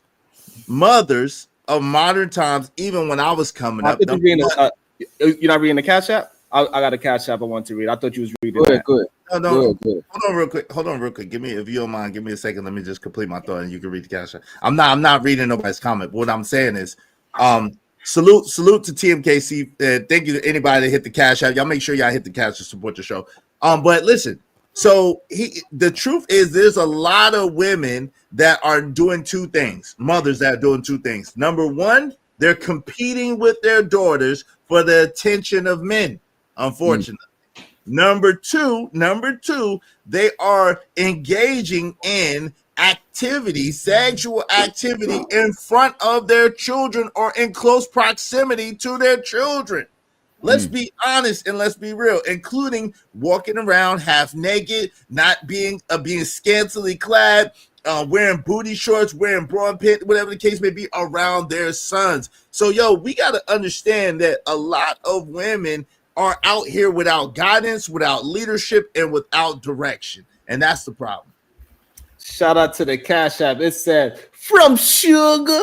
Thank you so much, baby girl. From Sugar Bum. Baby girl. So I want to say this to that. The issue is that we conflate too many things and just not looking at the truth of the matter. This whole idea of this single mom epidemic and non-marriage women and women are initiating the divorce, we know the real reason behind that. And for some reason, on these, when we had these conversations, a lot of men are just not being truthful with what's going on. In our community, we just don't really actually believe in marriage. All of us got an auntie and uncle that have been together for 10, 20 years and ain't never get married, and they ain't never thought about putting it on paper. So that's another thing that we got to really consider, that we do not trust the government to put it on paper. A lot of people in our community been together for 10, 20 years and not legally married. And then number two, we know for a fact that men do not mind holding and carrying out a relationship for 10, 20 years after the marriage is over. My father, who passed away, he was married to his ex-wife for 10 years past their time. They were separate, living in 2 different states, and they were still technically married. So men are not willing to go ahead and do the proper documentation to break up and divorce a woman in the first place. So that's why the women have to go ahead and initiate the divorce, because a man do not care to initiate the divorce, because he'll just go on and sling his ping, because he was slinging his ping when she didn't know anyway. That's the reason most likely why they got divorced, because she finally found out, she got the smoking gun, and she says, I'm out. I don't know. I don't know about this, Sharon. No, I think that, in terms of, I feel like men kind of just wait for the separation to be initiated. You know what I'm saying? They could be tuned out a long time ago mentally and everything like that, but to not be the one to break up the family, they'll just not talk about it, and wait for the other person to just be like, you know what? Okay, obviously we're having a conflict, or like I said, to initiate the whole situation. I think that is very true, even in regular relationships, not just in marriages. Because guys don't look for happiness in a relationship. Don't get me wrong, relationships should be happy, but guys don't look to the relationship for the sole purpose. Guys don't look at the relationship as a source of happiness. Even if it's not even if we're not happy, it don't mean that the relationship is going down the drain. It could still salvage, you know what I'm saying? Because we got duty, and we dedicated to other shit, bro. We not just always thinking everything's gonna be happy. Even as kids, we learn that you can't be happy all the time. That shit is come on, man. Yeah, that's why they go ahead and leave and go outside and get some new happy vagina, because it makes them happy. That's what it makes them happy. They want they are in that relationship for happiness. That's a lie. Don't get at me and try to say every man is willing to just be stoic, sit on the couch, drink a beer, eat the food, don't have sex. You're supposed to be happy. He go to sleep, he get back up, his alarm clock wake up, and he just remember what his dad taught him in a very stoic way. Yes, son, you the man in the house. Go out there and slay that dragon. Come back home. Don't get no vagina. Don't get no cooked food. Take out the trash. Change the tire. Don't get no laughs. Don't be happy, son. Just go ahead and shut up and stop. Nah, but this These men be crying because hold on. Hold on, I ain't finished. These men be crying. These men be crying. I got you. These men be crying because they are unhappy. Yo, but this is the thing. Wait a minute. Let me just hold on. We can get on the show. I don't stop nobody from going. You can. Are we gonna address all your points, bro? If you make 100 points, I don't make a bunch of talk. I'll only make it one point that these men want happiness. The only thing I want to say, men prioritize the happiness of their family over themselves in most cases. Bars. Hold on. Come on, man. You just gonna filibuster the whole mic like daggone David Ruffin? Do you really think you Sharon Bracey and the Temptations, nigga? You ain't David Ruffin. Yeah. Yo, but nah, all jokes aside. Oh shit. Damn. damn. See, you made me drop my See damn. what, see what happened? Drop my life. Hey, listen, I know hold you're on, lying I'm not because your happy. lips are moving. I'm not happy about this. Look, so at the end of the day, men, like my man Wish Doctor said, are not taught to prioritize happiness. We are taught to prioritize duty and the betterment of the family or the betterment of those and the enrichment of those around us. We don't do the things that we do to be happy. We do the things that we do for everybody else to be good. And we usually generally look at ourselves last as a man. What do we want? What do we need? How do we feel? We don't put that as a man. You know for a fact you can't put that at the forefront of anything you got going on, because if you do, nobody will be taken care of and nothing will be taken care of. Most men want to sit, chill, drink a brew, be under the sun, you know what I'm saying, just relaxing. But do we do that? No, we go to work. We get up early in the morning. We work our mad hours a day. We do what we got to do to provide, no matter how it makes us feel, no matter how tired we are, no matter how sick we are. We understand that if it's to be, it's up to me as a man to make it happen. So come on, man. Don't even try that about men prioritize happiness. That's a lie from the pits of hell. If men didn't prioritize happiness, they wouldn't be having all these side chicks. They wouldn't be going to the bar after work. It wouldn't be no thing as happy hour. Men created happy hour. The whole going to the bar after work is a man's thing. Men drinking on the job is a man's thing. Like all these things that is so called. They're not happy at home. There's men. Right, they're stressed. Because happiness matters. Thank you. No, they're not leaving their relationship. It matters. That was the whole point. Y'all They're saying not it don't happy. matter No, at it's not all, about and that's happiness. crazy. No, men don't prioritize happiness. Yo, Sharon, so you telling me Then you what does be my prioritize peace happiness? mean? Well, it don't. That's not about happiness. That means don't stress. Be my peace means don't stress me out and allow me the peace. No, hold on. Time out. Hold on, Rashad. No, explain to them why peace and explain why peace and happiness is not the same thing. It's not. And that's what I'm trying to do. Right. Peace. Hold on, Lauren. Hold on, real quick. Hold on, real quick. Peace and happiness is absolutely not the same thing. Peace means you're giving me room to be able to think, to be able to breathe, you're not on my back, you're not nagging me, you're not stressing me the F out. That's what peace means. Happiness is something else. Happiness is a feeling of elation or joy that is caused by a circumstance or situation. That's what happiness is. Happiness and peace are two totally different things. Peace just means you're giving me space, you're giving me room, I could think clearly, I could be able to handle the situation, but happiness is something totally different. So peace and happiness is not the same. Happiness is a byproduct of peace. It can be. If you didn't have peace, you'd have less happiness. No? It can be, but that's not necessarily the case. If I have peace, that doesn't necessarily mean I'm happy, right? But I can be happy if I have peace. But that doesn't. They're not synonymous. They're not synonymous. Never satisfied. You can offer peace and it's like, I don't even know what?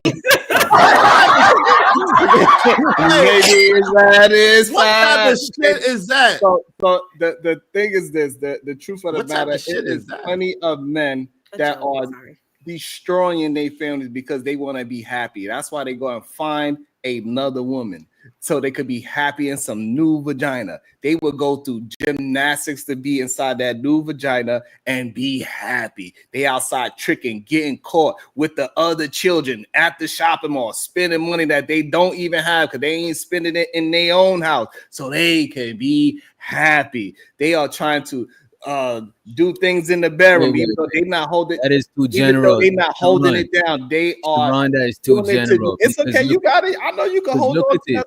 You know why? What happened? Because you're making 100 points. How are we gonna address? I did not make 100 points. I was only on 1 point. 99. You made 99. 99 minutes. You're on 1 point for 99 minutes.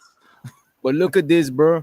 Sometimes a man go to another woman not because of happiness, because he's making that woman happy at the home, but he might leave, and I'm not condoning it, because she might not appreciate how happy he's making her. So he go and make another woman happy. It's not about his happiness. He's thinking about the women. He's trying to make another woman happy that might appreciate. Still has to evoke something. Like, you're doing it for something, though. Like, it's something in it for you, right? Regardless, if you leave the No, household because and men, to we've go been make another woman happy, you're doing it for.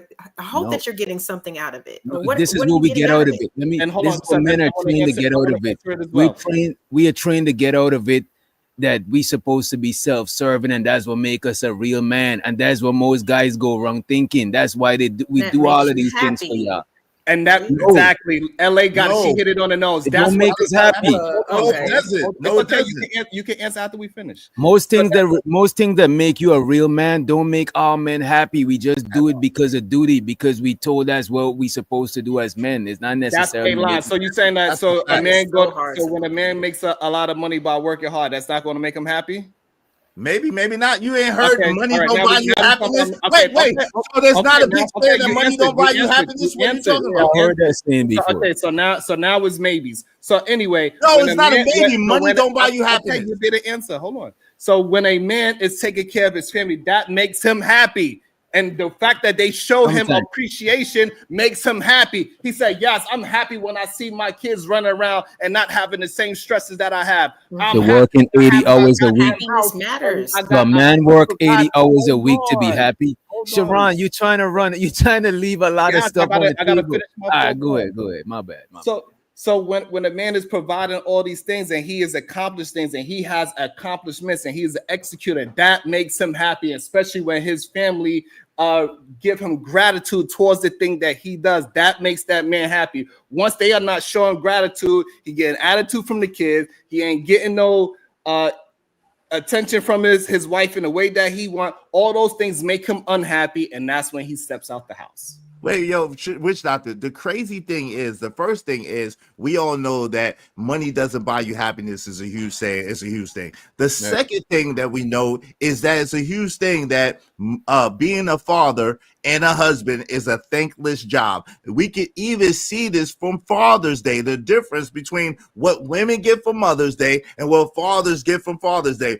Father's Day sucks for most men. So this whole thing about men are happy for taking care of their family is some bullshit. Men take care of their family because it's the honorable thing to do. It's the right thing to do. And we're taught that's what we're supposed to do as a man. That's how you get defined as a man. But let me guarantee you that most men do not get zero satisfaction from taking care of anybody, because most motherfuckers are ungrateful as hell and show no gratitude.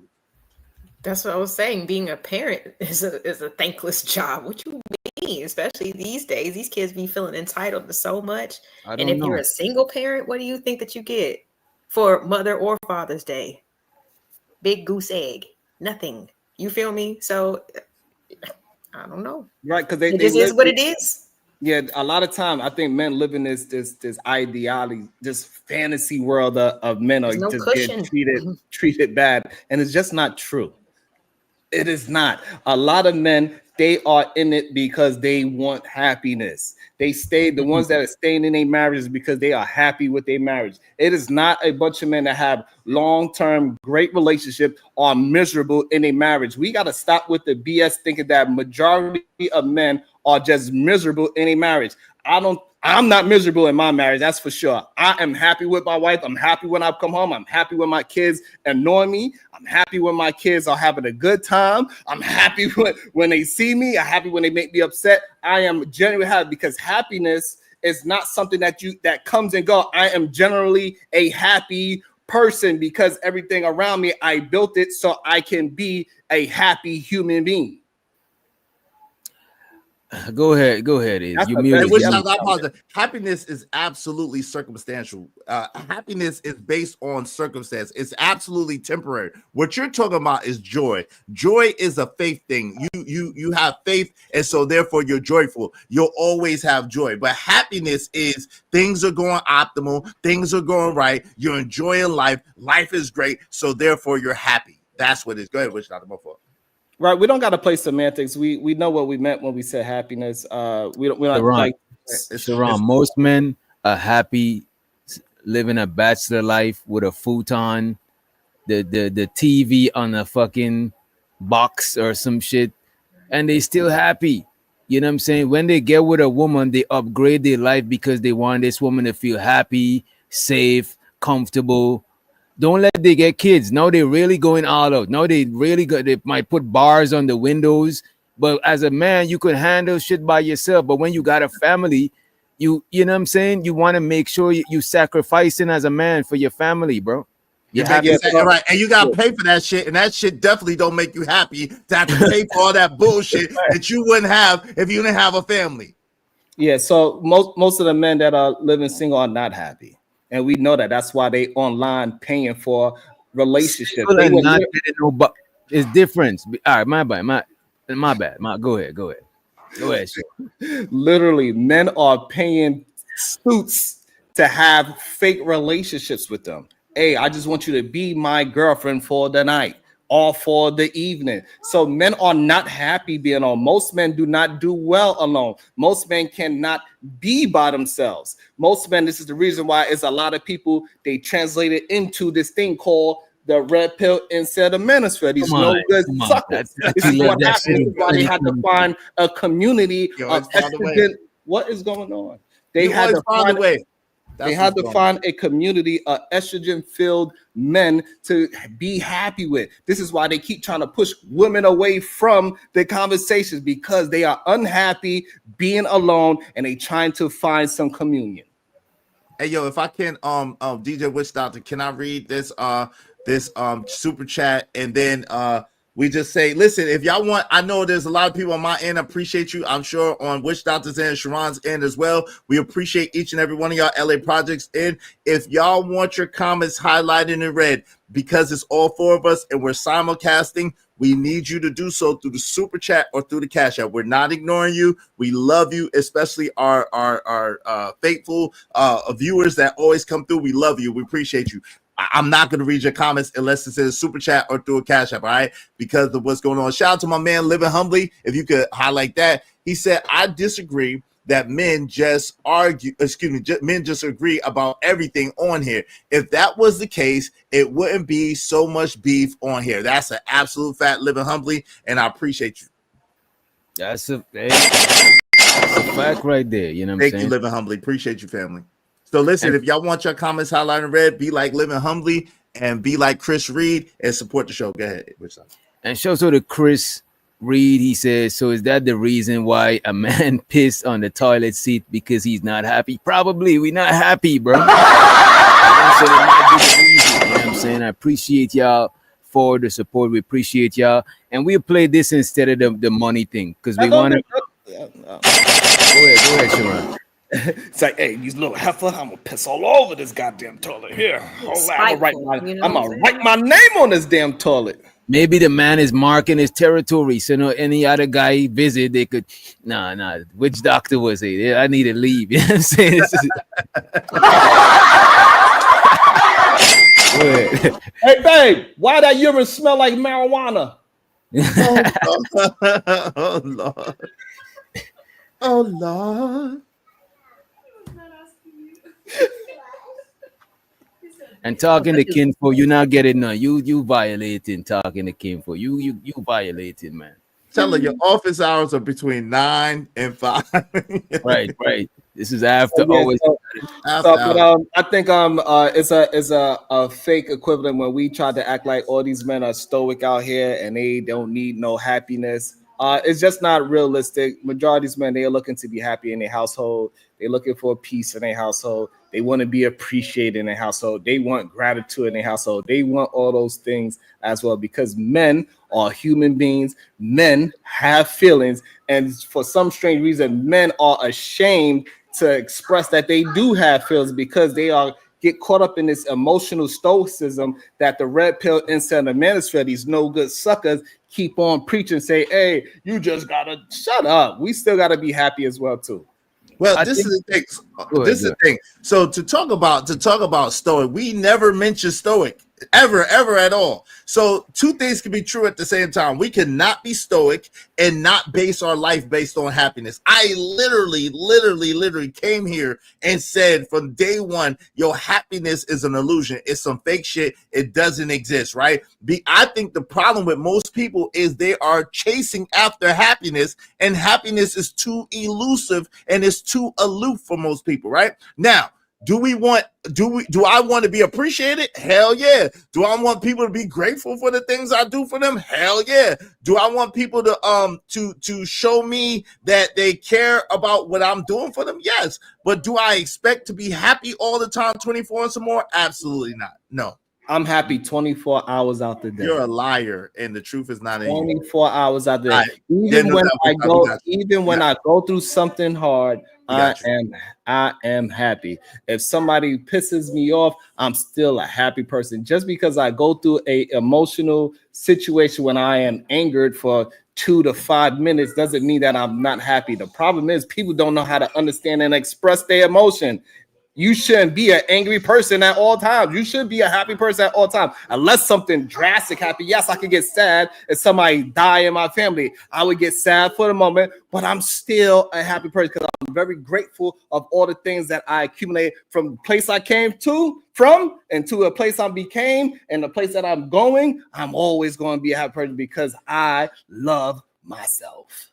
But this is the thing. But so the thing is, happiness is circumstantial, right? It means that things are going your way, things are going your way, things are the way you want them to be. So now you're happy because it's circumstantial. But no, that everything is not perfect. Everything don't go your way. Like we know in the earth, sometimes it's raining and it's storms and it's earthquakes and it's tornadoes. It's all type of shit that happens, right? So we can't expect, even in the nature, things are not perfect. So why would we expect for our life to be perfect? And why would we expect to be happy 24/7? There's a winter, there's a summer, there's a spring, and there's a fall. So there's different seasons. So there's different emotions. It's okay to not be happy. That don't mean you have to be angry and mad. It's okay to be, to be angry and mad at the time. It's okay to be sad sometimes.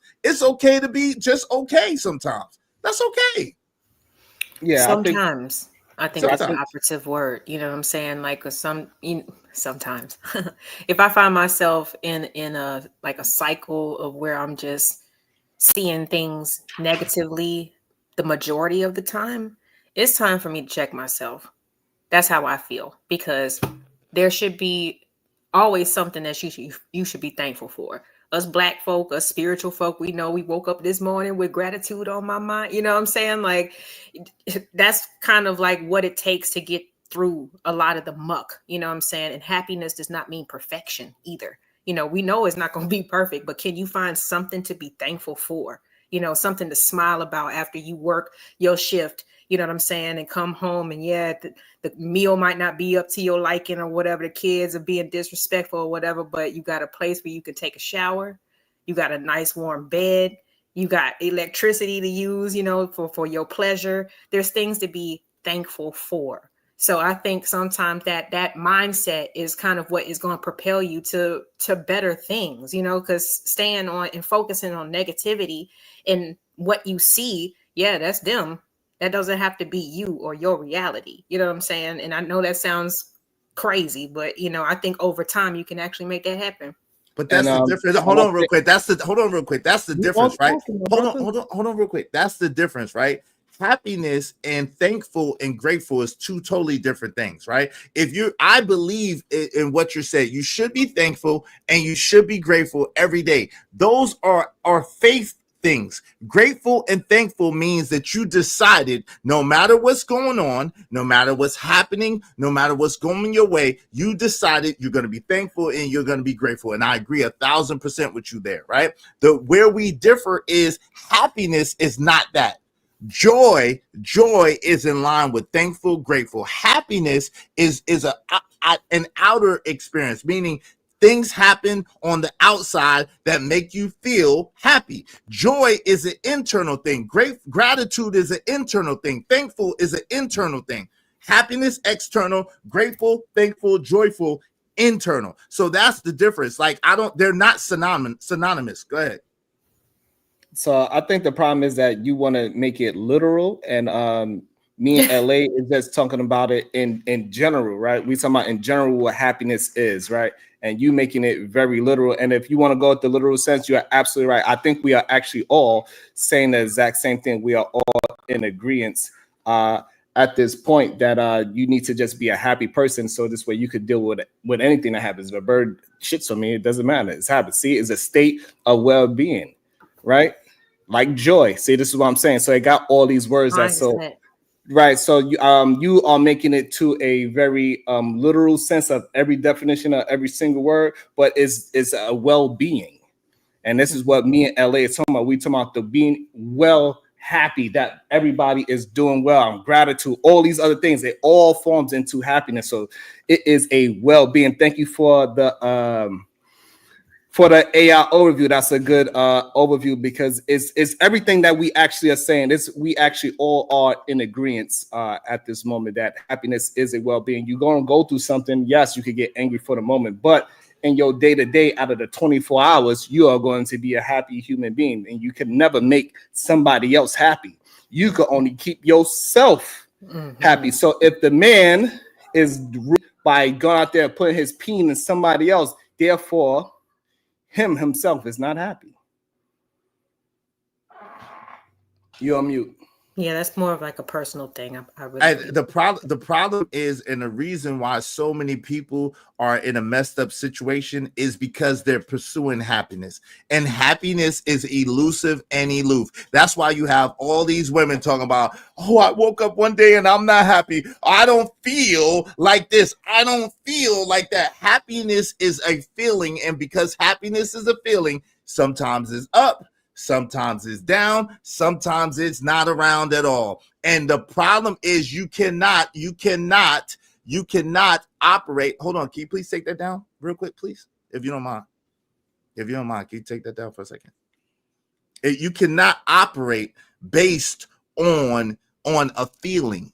When you're married, it should not be based on how you feel. That's why they say for better or for worse, for richer or for poorer, to death do you part, because they're trying to get you to understand that it should not be based at all on how you feel, because sometimes you're going to be up, sometimes you're going to be down, sometimes you're going to hate that mother effer and don't even want to be nowhere near them. Sometimes you're going to love them, their dirty drawers and everything that they got going on. So you cannot operate in a state in this world based on feelings. You can't. And happiness is absolutely a feeling. And that's the reason why everybody's so messed up. They're chasing something that doesn't exist. It's too elusive. It's too aloof. It's too temporal to be something to be trying to attain. We're just going to have to disagree. I don't agree with your definition of happiness. Is duty what we should be going after? I mean, what should be the main goal when people engage in or choose to participate in relationships? What should be the main goal? To be committed to their commitments. So duty. Your duty, committed to your commitment, doing what you say you're going to do, and honoring that regardless. That's what I believe. Like, I believe that if you, because a lot of times if people sign up for a job, whether it's raining, whether it's snowing, whether it's sleeting, whether it's hailing, whether they're sick, whatever the case may be, they show up for work. So I think that a relationship should be that type of way, because we all know as grown adults, sometimes you don't like that other person. Sometimes that other person gets on your nerves and you can't stand them. And that's just a reality, and it's okay, right? But you got to have a mode of communication or a default that says, yo, when we're in this mode, we're going to work extra hard like this, or we're going to do like this, or we're going to do like that, right? But yeah, I think that in a relationship, you should not prioritize feelings. You should prioritize the duty, the commitment that you have. So the problem is that when we had these conversations, we say the woman just woke up unhappy. No, she was unhappy for a long time, and it turned into depression, and she finally got fed up, and she says, I'm not happy. And when she says I'm not happy, for some reason, these arguments, we tend to see that she just woke up one day and she said, you know what? Today is the day that I'm not happy with everything. No, it took time for her to get into this state of depression. So the same way how you could be happy and have fulfillment, you also have another side of that fulfillment and happiness, which is depression, which men and women go through. And sometimes it takes a while for a person to deep dive into that LA, she has a filter which she says, hey, I'm been into a negative situation for way too many days. I got to check and see what's going on. And then she rewire herself back to her happy version of herself. She fixed it. Some people, they just keep going into the dark side. And then one day they wake up and they finally have enough. But that doesn't mean that they woke up that day and wasn't happy. No, it was time that put that person in that situation. That's what actually happens in real life. We just got to acknowledge it. But this is the thing, right? Men feel the same way too, and this is the deal, right? Like you said, thank you. Men feel the same way too. That's why I said men don't prioritize happiness. Men will stay because that's what they committed to do. They committed to stay, and they committed to stay in the good times. They committed to stay in the bad times. They committed to stay for better or for worse. So they don't prioritize their happiness. Most men don't like their women a lot of the time. Most men are not happy with the way that woman moves around, or she talks, or she operates, or whatever the case may be. But yet they're still there because it's not about happiness, and happiness is temporal. I'm just wondering, like, if all those, like, just hypothetically, if there was just that list was like, you know, he doesn't like the way that she moves and this, that, like, why is she even there in the first place? Why does she have the title of being his woman or whatever? Like, why are people putting up with bad behavior? In my opinion, I think a lot of people kind of suffer from low self-esteem in one form or another. Because if you're putting up with bad behavior and you're choosing to stay, what does that say about how you feel about yourself?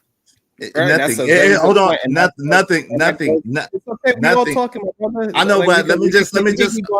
We can keep going in around. Okay, but you just. You just went. She spoke. I speak. We can keep going. No, you just went before she went, and I just was quiet. But nothing. So to answer your question, nothing. It doesn't say nothing about you as a person, right?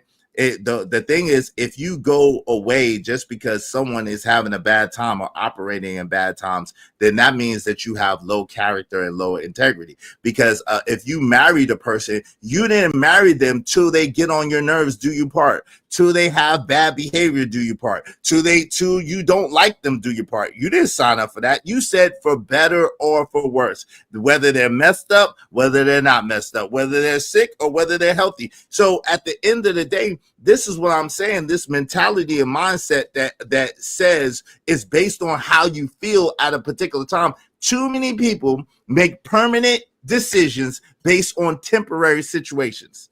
Too many people make permanent decisions based on temporary situations. You feel a way right now. You don't like them right now. So as a man, it's no bearing on you as a man. And if you, because she has autonomy, she's a person. She's going to do what she want to do, right? But you're going to say, hey, look, you're going to try to reel it in. You're going to try to have some alternatives. Y'all going to try to have communication, converse about it, try to fix it. But at the end of the day, just because someone is doing something at a particular time does not mean that you should just leave them because you don't like them right now. Oh, okay. So you're just talking about something that's temporary, but like when you started out, they were great. They were compatible for you. Is that what you're saying? And they kind of went through a spell?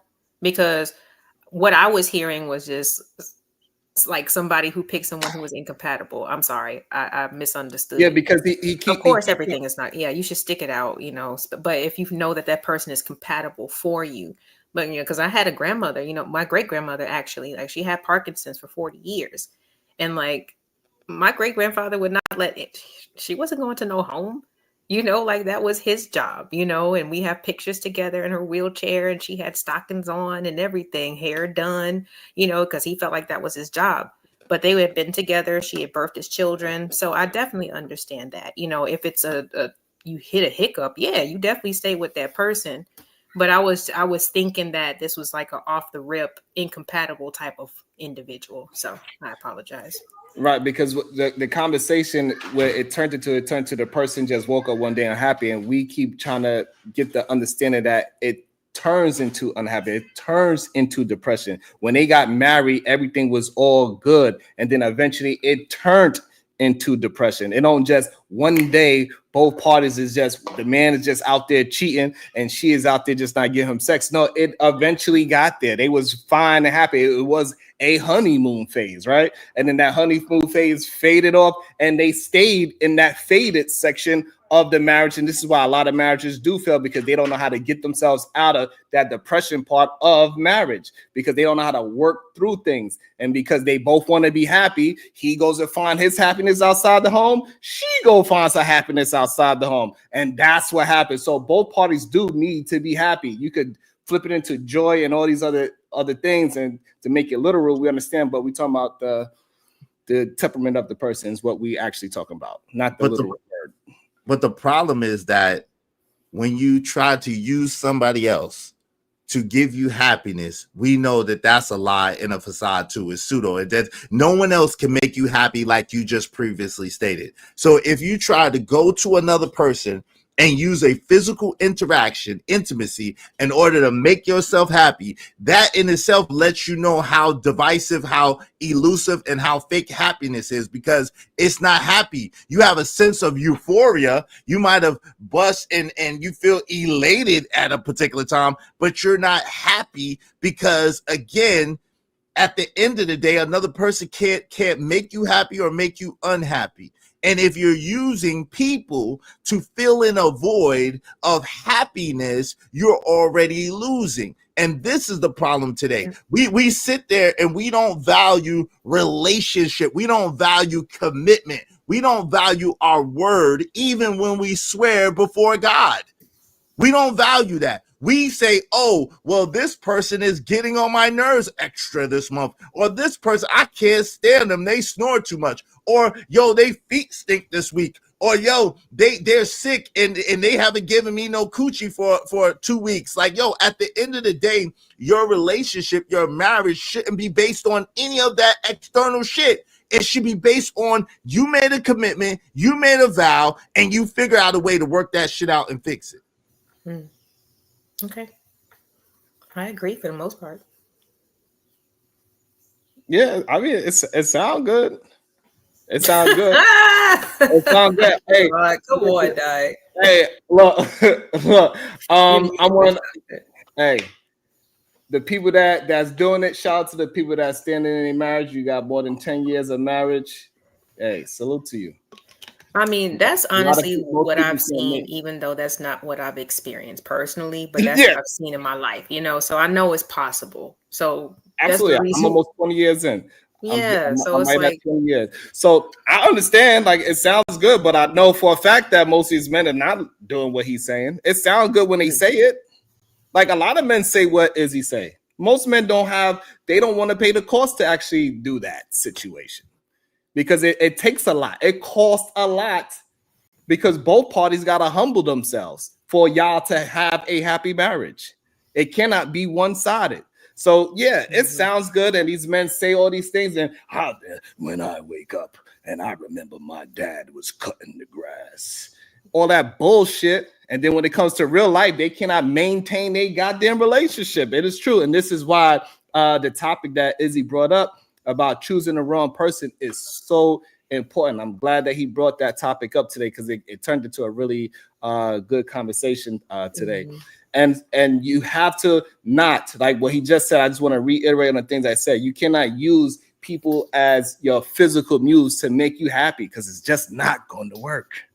Right. You cannot use your wife and try to use her as a project, or your girlfriend as a project, to make you a happy man, because you gave her a business, because you got her hair did, or that ain't not going to make you a happy person. You need to do what makes you a happy individual. Your happiness needs to be about you. So no matter what you go through in life, you're having a rough day, hard day, somebody dies in your family, you can't pay a bill, you still are a happy person. That's what's going to get you through tough times with you and your other significant other, because both of y'all happy and y'all get through it together. So all this fake ass men are sacrificing and all this bullshit.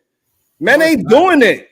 If they was doing it, they won't be cheating the way how they be cheating. That part if they was really doing it, they wouldn't be oops upside they woman's head the way how they doing. They wouldn't be whooping their kids' ass if they was so. No, it's not going down the way how these these fantasy of these great men be no, they need some goddamn learning. The problem is These you men think are putting hands on their wives and kids, and then if I put my hands on them, they be why did you ain't stoic? Why did you get so angry? Because I learned from you. You keep putting your hands on your goddamn people that you love.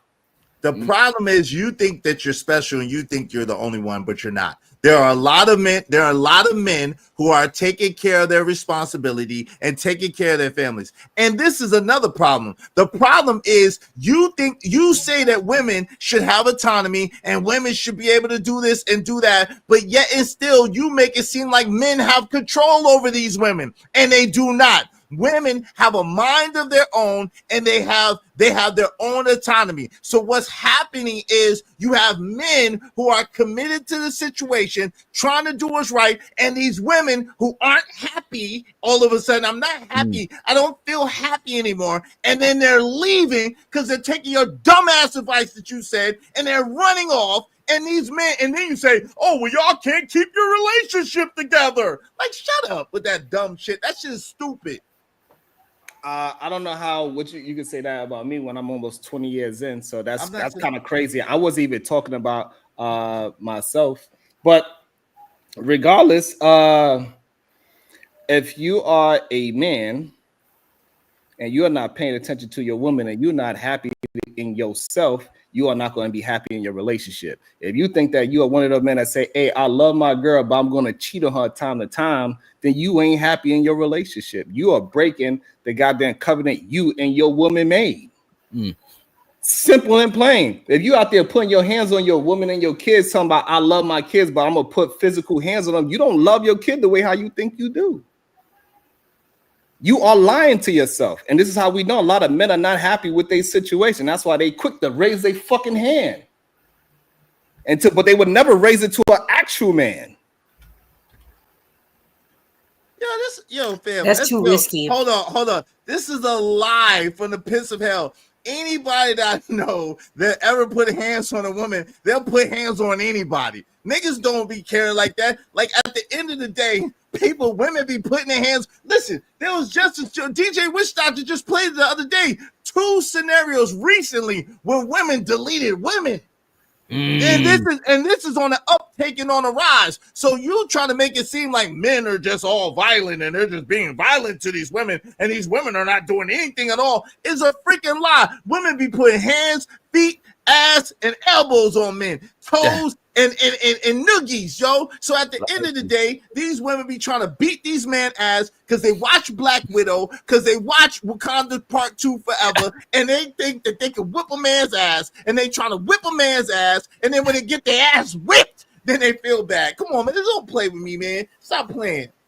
Yeah, I don't know. That sound cool, but like again, that sounds good. But we know for the fact that the stats is not on your side when you say those things. It sounds good that we can find the wild radical women that are abusive, and it's not like it's 100% that women do not do the same thing as well. Nobody here is preaching that, but what we do understand is that even in the movie Sinners, right? Since we want to bring up fake ass movies for some reason, that's supposed to be the reason why, right? And Sinners, one of the twin brothers, the reason why he killed his daddy because he kept putting hands on him. The reason why he was talking to his little cousin. He said, "Hey, your daddy putting hands on you? How about the other kids?" Because it's a history of men putting hands on people. This is not something brand new that we trying to act like all these men are just having the best patience in the world. No, they are not. They are getting drunk. They mad at their job because they can't make no money. It's a lot of men out there that's having some tough times. They don't know how to get through it. And then we got men faking and funking, acting like all men are these great Denzel Washingtons out there. They are not. Most of them is putting hands on people. No. Most men are not putting their hands on women. The problem is y'all keep believing in these you lying. These men that are great. They are not the majority. So how are you great and everybody else is not? How is this possible? How are you great and everybody else is not? The statistic shows that it is not what you say it is.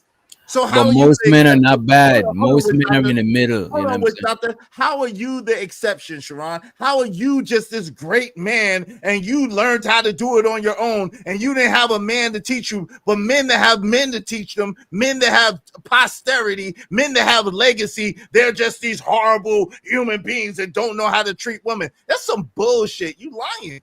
Because a lot of men they believe in this goddamn male misogyny, this male patriarchy. Hey, listen, you are the this, that, and the third, and you don't have to prove any of these things. You don't even have to have no results to be the man. As long as you got some balls, you the man. Anything you say goes. I don't care if you don't make no money, you still the man. I don't care if you never led nothing in your life, you still the leader. I don't care if you don't have no financial literacy, you still the leader. I don't care, son. You go ahead and do it. And make sure you're going to have sex with as much women as you can. But when you come home, make sure you keep coming home to your wife. I barely ramble. This man been rambling. I've been patient. Come on, I ain't said nothing. But you rambles. I don't but interrupt. Sharon, if you say 50 things, it's hard for us to go back to all 50 things that you say, bro. You know what I'm saying? And you mix a lot of the truth with a lot of bullshit. You know what I'm saying? No, because I got to answer a lot of things that he is saying. He says a lot. And then you're trying to act like I'm the one saying I'm answering all the things that he is bringing up. And then I'm giving you references to why I'm saying those things. I'm giving you points of view why I'm saying it. I'm not just saying it out of thin air. I'm giving you my perspective and why I have that perspective. Because it's statistics that backs up my perspective, and his is just smoke. He has no proof of what he's saying. You cannot look up no statistics that say that women is doing this more than men. We know for a fact men is whooping women ass, men are whooping children ass, men are whooping men ass. We know this. And so women are not whipping women ass, and women are not whipping men ass, and women are not whipping children ass. Especially women are the number one progenitor and predator of children. What are you talking about? What are you talking about? What I'm talking about, the stats doesn't prove what you're saying. That's a lie from the pits of hell. What you're talking about? It sounds good what you're saying, but it don't even sound good what you're saying.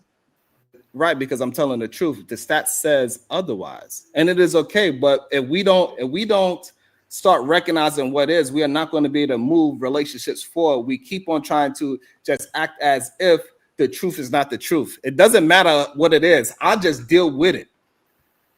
At one point, I was a horrible person. I became something better. So that's why I could talk about these things, because I know I was once somewhere where I shouldn't have been in the first place, because I believed in a lot of bullshit ass men and all they fake ass toughness. And then come out to find they was pussy in the first place. So women don't. So Sharon, why you keep going to women? Wait, hold on. No, because you're bringing up women. So you don't not. You hold on. Now you interrupted. So women I interrupted. Women don't beat children. Women don't beat children. Women are not abusers of children. I'm not saying that. Again, that's why I said it's nothing 100%. I'm not saying that there's not some horrible, degenerate women out there. This is not the conversation that women never do it. We're not having a conversation that women never do it. Also, we know when it comes to child abduction, you need a woman to child abduct. So like I understand the truthful of things. I'm not talking about fucking women. We talking about what the truth is. I'm not saying, hey, look at this apple, now look at this apple. I'm saying that this is a fucking bad apple. We need to fix this bad apple and take it out the fucking basket. Let's concentrate on taking this one out the basket. The other one is on the fucking floor. We can worry about that. That one ain't corrupting the basket right now. We talking about this one. So let's stay on the topic, and then we can move on to whatever you want to bring up a conversation about the woman degeneracy. That is fine as well, but then we could keep it on that. Well, both of the topics were about women. You want to always blame men for everything. You always want to try to make it seem like men are the worst human beings, but you're supposed to be this special good man. Make it make sense. If men are so horrible, how are you able to be this great man, but other men are just terrible and stupid? Both of the topics deal with women and not men. What are you talking about? So the reason why, if you want to keep bringing me into the conversation, even though I'm talking about in general, but since you want to bring me into it, the reason why, because I'm willing to pay the cost to be a good man. I'm willing to do the hard things to be a good man. I know how much it costs. I know exactly what to do, and then I go ahead and do it. I don't just talk about it. I actually walk the goddamn walk. And you think you're the only one, though? That's what I'm saying. You're not the only. This is not Highlander. You're not the only one. There's a lot of men who are like you, Sharon. Well, not just like you, but there are a lot of men who take care of their families, who are honorable by their families, who love their families, and who make sacrifice for their family. That's a lot of men like that, bro. That's what I'm trying to get you to understand. And I never said that it wasn't. Nah, but you try to make it seem all these men just beat women and abuse children, and they don't take care of their families. What I am going to say is that when I have these conversations, majority of men believe putting their hands on their kids. Majority of men on these conversations, they don't have no problem with domestic discipline. Majority of men don't mind saying, "Hey, you a fat bitch," even though you my wife and I love you. Majority of men don't mind saying, "Hey, you need to feed me and shut the fuck up." So therefore, I'm going off of what these men are saying and communicating. I'm going off what the statistics says about what men are doing. These men are not willing to put in the work. These men are not willing to put in the work to actually become the man that they know they're supposed to be. They want to do what's easy. Y'all keep stopping me like y'all know all these fuck. You right. Sharon, you mix a lot of stuff together. I'm not mixing out one thing. What kind of statistics are you talking about, sir? I'm talking about criminal statistics. And we look up the statistics of who is doing the ass whooping. Men are doing most of the ass whooping of all people. We know that. And it's okay. Like, we understand that it is women that's out there that is doing it as well. I'm not trying to say that no women do it. I don't know why it has to be so. But aren't we talking about in the confines of relationship? What I'm having a conversation about is the majority of what we are talking about, not just the. But you adding in a bunch of shit that ain't got to do with it. Just so we're clear, so this way, man, to stop being in the estrogen. It is women that do degenerate things as well. It's women that help out adult children. It's women that's out there doing some pedo shit. It is women out there that is violating the teacher-child agreements that they're supposed to have. It is a lot of women that is not taking care of their children. It's a lot of women that are doing the wrong things as well. So this way y'all can understand that I don't care about those women. I'm not trying to protect some bad woman. This is what we understand and be clear. For some reason, y'all think that I'm protecting bad women. I don't get it. So all women don't need protection? I don't know what that means. Wait a minute. All. Do you know what all means? Yes. What about women? Yes. All. I believe all human beings need protection. Yes. All human beings. Okay. Yes. Okay. Men and women. So I don't know. Yeah. All men Should need men protect. Should men protect all women? Sharon Bracy. Right. Yeah. Men should protect women. Yeah. All women. Yeah. Okay, then that's a contradiction. What do you mean? Contradiction to what? You say we shouldn't protect the bad women. I never said anything about protecting no bad women. If somebody proves that they bad, and then you need to do what is needed to do in society. So protecting, so me arresting, if I was a police officer or if I see a crime that a woman is doing and I'm protecting another woman, that is still protecting women. All of them. I'm calling the police so she can get locked up and hopefully somebody won't whoop her ass again. So I'm protecting the goddamn criminal by calling the police, and I'm also protecting the one that is the victim as well. So all women, the good, the bad, and the ugly, should be protected by men. Okay, I just by society, not by men, by society. This whole idea that men are doing a protection because majority of men have the jobs is insane to me. That's society, not men. If we didn't have a society, majority of people would just mind their business, and that's the truth of the matter. Men and women, they'll just mind their damn business. So, with that being said, this has been a dope conversation. Can a man or do men make women baby mamas, or do men make women single mamas? That's Are y'all ready to move on to the next topic? Sure. Could we are we gonna read the super chats before? Yes, sir. Yes, sir. That's good. You got it. Where we left off, did we read we said this one. Show so to Manosphere algorithm member for 14 months. He said gay once meant happy. So Sharon Bracy is happy. Damn. Cause I'm happy. Clap along if you feel like do. And show so to B Love, she said, I'm sorry for my jokes and stuff. Genuinely. Stop the cap. You're not sorry. Why you play out? Shout out to B Love. I accept. Hold on. Shout out to B Love. I accept your apology. Salute to you. I didn't play that. DJ Wish Doctor did. That's is come on, bro. Yeah, you play. You know what? I'll take the blame. You play Stop the Cap. And show so the Ong be streaming. Damn. He says, Sharon, you the very man you condemning. A certified baby mama maker. Damn. Tell us how you created 2 baby mammies. Mammies is wild. Wow. That is wild to see. The district mammies. Why were they not worthy, Sharon? Umar. Why were they not worthy? That is crazy to see. You know what I'm saying? That is wild. My bad, Sharon. You don't gotta apologize. Yes. I wasn't. Hey, do you want to address anything there? I mean, like, hey, listen. This is a man that cheated on his wife. That he had to go to he had to go to therapy to make sure his wife didn't leave him. His wife was going to leave him because he was a cheater. So you know what I'm saying? He's not a honorable man. He cannot tell me anything about marriage where half of his marriage he was fucking everything moving.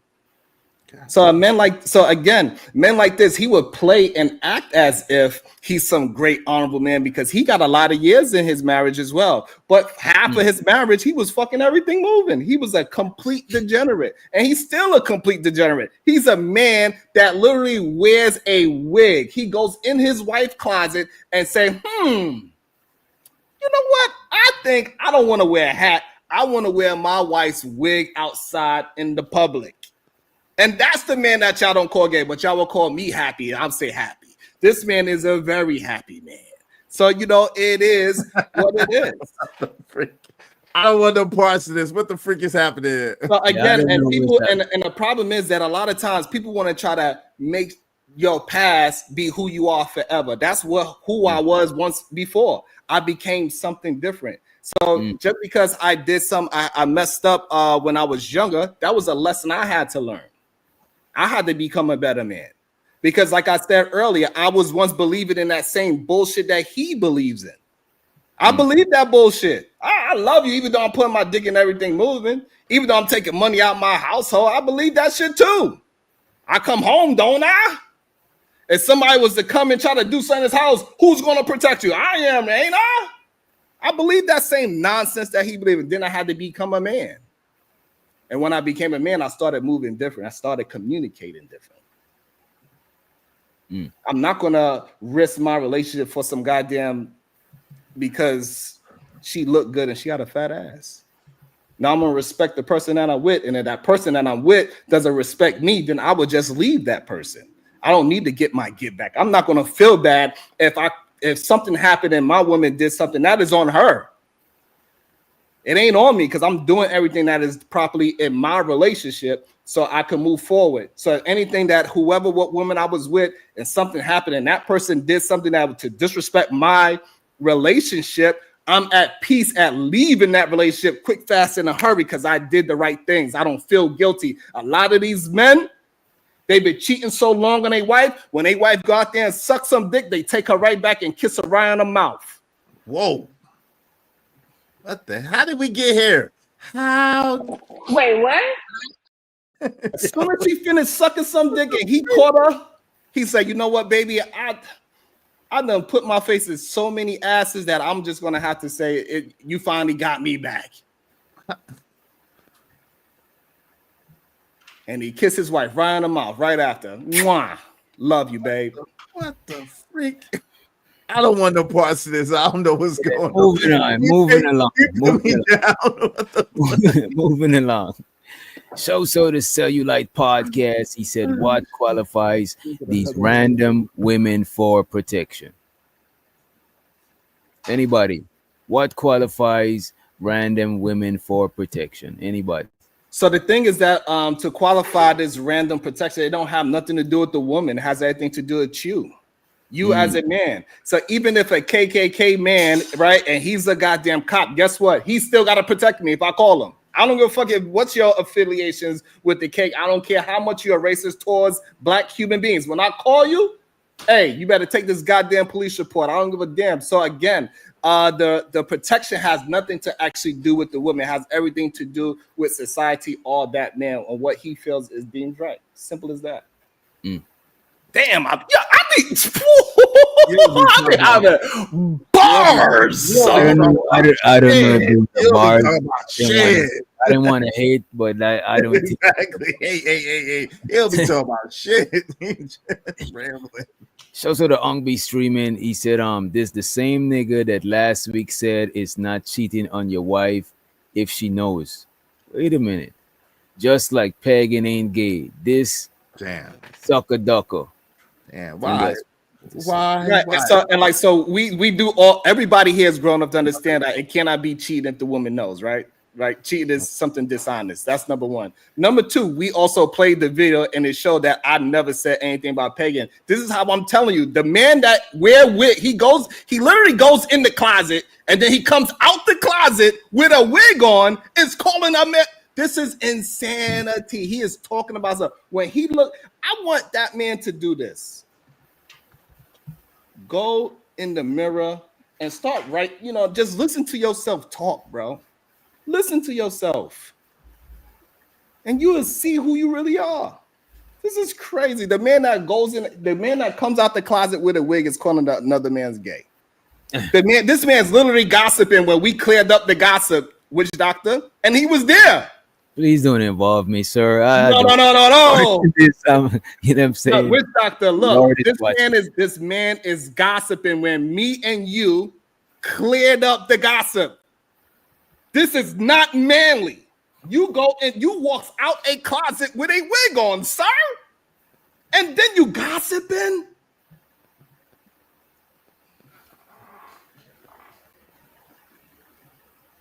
You see the Lord, you see how the Lord made everything peaceful and his wife peaceful. Gotta go back to is the coast clear? Wait, is the coast clear? I don't know how we got here with the freak. We battling with the chat. Get you a snack. The Cellulite podcast. He said contradiction on Sharon's part. Lord Jesus. Preach it, Cell. It's a contradiction on Sharon's part because he said all women deserve / should be protected. My question was specifically what qualifies random women for that.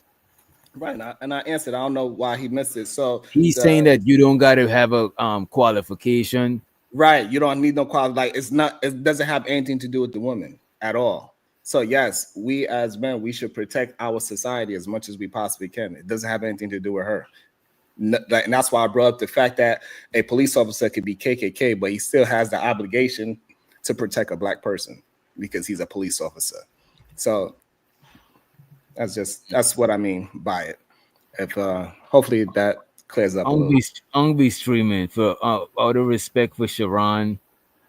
I don't want to read the thing, you know what I'm saying? But I appreciate you, bro. You know what I'm saying? You my brody, I fucks with you, right? Yes, but we're gonna gotta skip that one. But I appreciate it. Come on. Yeah, it's getting a little hectic. Yeah, so to Andre Brown, New World Order, aka New World Order. He says, "Oh my God, damn." Let me read it in my head first." Okay, this one ain't too crazy. Well, it is crazy, but it's not no, you know what I'm saying? It's not no innocent bystanders getting shot, right? He says, Sharon, how many glazed donuts do you eat at once? That is wild to ask this man. Do you want to respond to that, Sharon, or are you good? Yeah, this is just how happy some of these men are. They are so. This is how happy they are. This is not really me, right? So again, the only time when people say these type of things, they only say it to a straight man. They don't say this to a gay man. So this is how you know that they are the ones that they when they see me, they like, damn, I wish I could be a man like Sharon. Why my daddy is nothing like Sharon?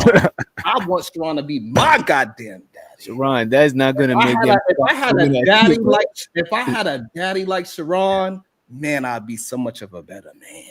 See, the problem is I'm the authority. They look up to me and they wonder why I'm so high up in the air, why they can't reach me. It ain't my fault. I'm sorry. God did it to you. That's why they're gonna keep going at you, Sharon. Because You can be up here next to this nigga and put me below you, not below him, because this nigga, he got it. No. Got you. He want to get no sprays. That nigga's gas. Yeah, I don't want nobody getting those strange ideas, sir. No, I'm nervous. I don't know what chats are coming up. I seen we went past that one. TMKC said, DJ, can you read that super chat again? I don't know which one you're talking about. TMKC. Did she mention which one in the chat? I don't know which one you're talking about. Come on. Why are you trying to get me in trouble? You know what I mean? Come on, man. We've been obeying the law, right? Also, show so the Umbi streaming. He said, your whole channel is gossip bleep sucker. You know what I'm saying? So we didn't see you call Lee and Kazim sexy. What the hell? Loose wrist noodle arm bleep sucker. Come on, y'all. Let's not do. Come on. Go ahead, Sharon. Sharon gotta get a chance to go at you if you know what I'm saying. Go ahead, Sharon. Do your thing.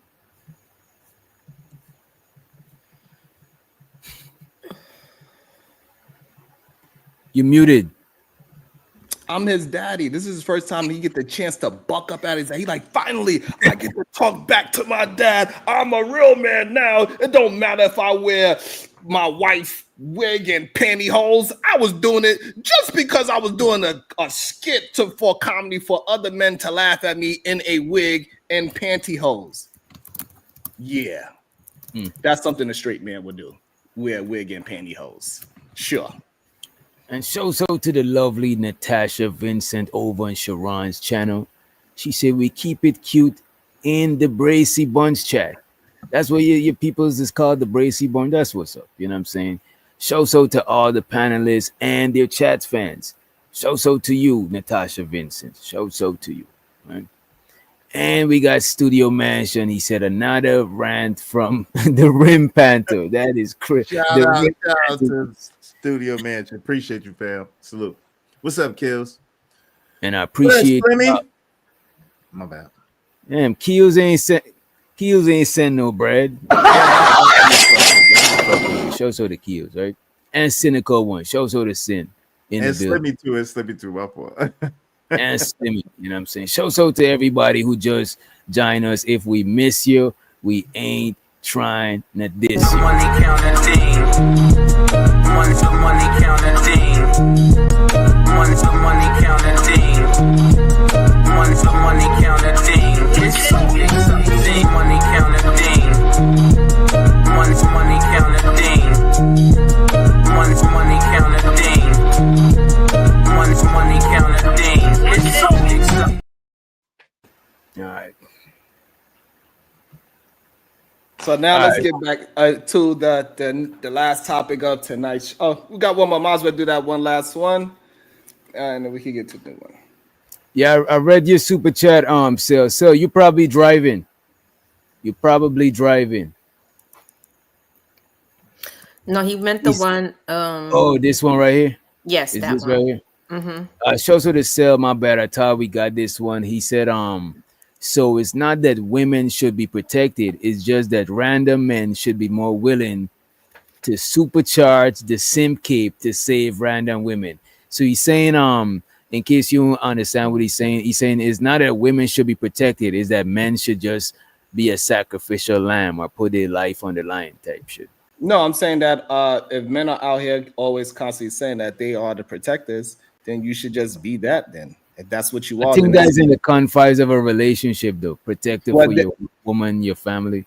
and if that's the case, then they need to say that I'm protect minds. Stop saying that men are protectors, because we know for a fact that we could play videos of a man pushing his woman in front of the goddamn bullet. But we ain't gonna have we try not to talk about those things because we don't think that's the majority of men, and it is okay. Most men never been in a fight. Most men, women never seen them in a fight. Most women don't even know what they man would really do in that type of situation. Most people have a flight, and men he says somebody run on his woman and then run back like, oh shit, babe, why you see me running? I thought you knew what we were trying to do. Hell no, that's crazy. So to Juju, what up, Ju? She said, love the panel. So to you all. Love the different opinions and good dialect. You see, people on our side know how to behave too. Is only Izzy chat they're the bad apples, you know what I'm saying? Izzy chat, you know. What? That shit is Sharon chat. What the hell? That shit is Sharon chat. That ain't my chat. That's Sharon's chat talking about he's there, David Ruff and We the Temptations, and he's Frankie Beverly and We Maze. That's his chat. They popped it up. They did pop it off, you know what I'm saying? My chat is cool. Hey, y'all, shit on him, man. Supported. Appreciate y'all for the motherfucking super chat. Appreciate y'all. Let's play this one. Don't be blowing me up, nigga. I ain't getting up. Ain't no use to you ringing my line. Stop wasting my time. Nah, I can hear what you say. I ain't better do shit. Where's my money? It's right here. Right there. And I think the other topic was. Yeah, we got one more, and then let's get into the topic. One more. Let me see. Slimmy. And show so to Slimmy, he said, "Was good." Show so to y'all for squatting up again. So to you, Slimmy, appreciate you for watching, and we're gonna give Slimmy. Let's give Slimmy a quick celebration. I got you. Slimmy. Don't be blowing me up, nigga. I ain't getting up. Ain't no use to you.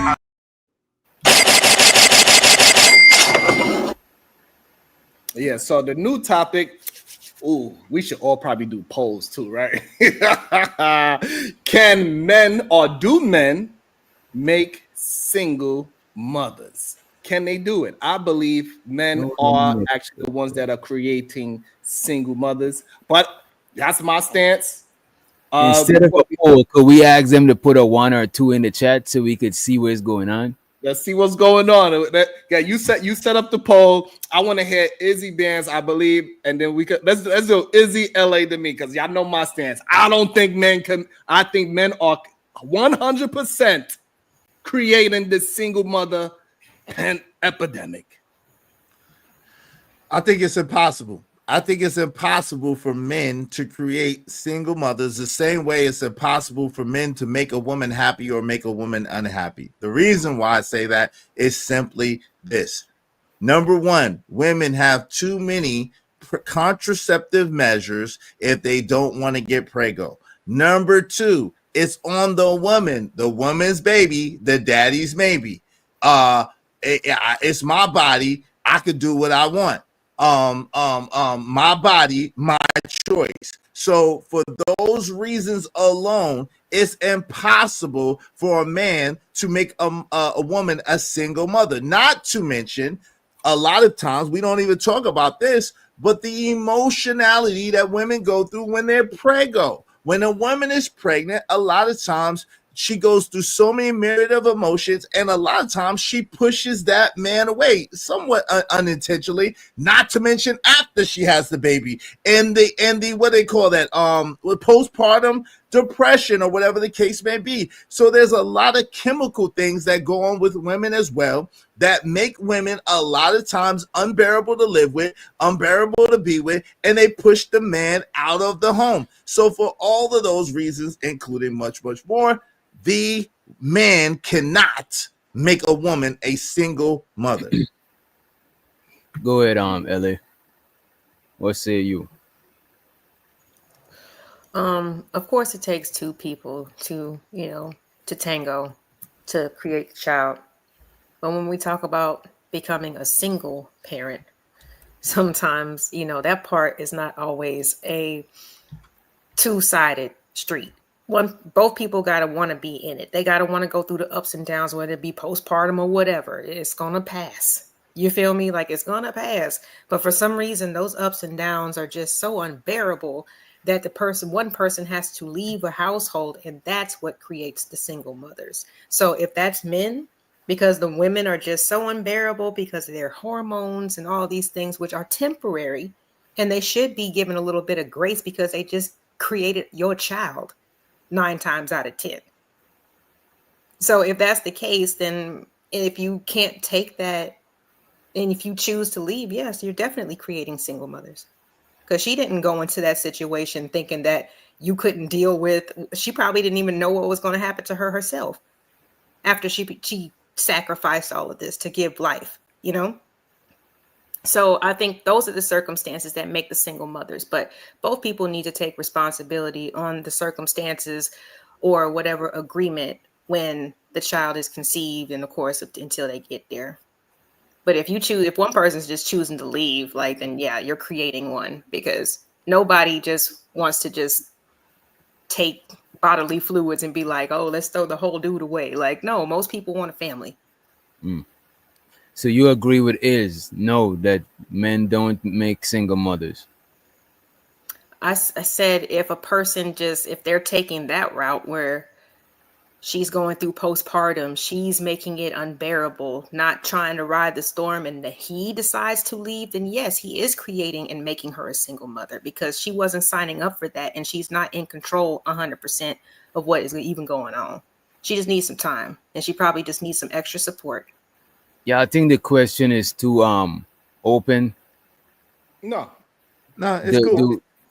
Do men exclusive? Because I could see how it could be men, or it could be the women, or it could be the circumstances that they're in. Sometimes it's not even them. It's just, it's a lot of variables.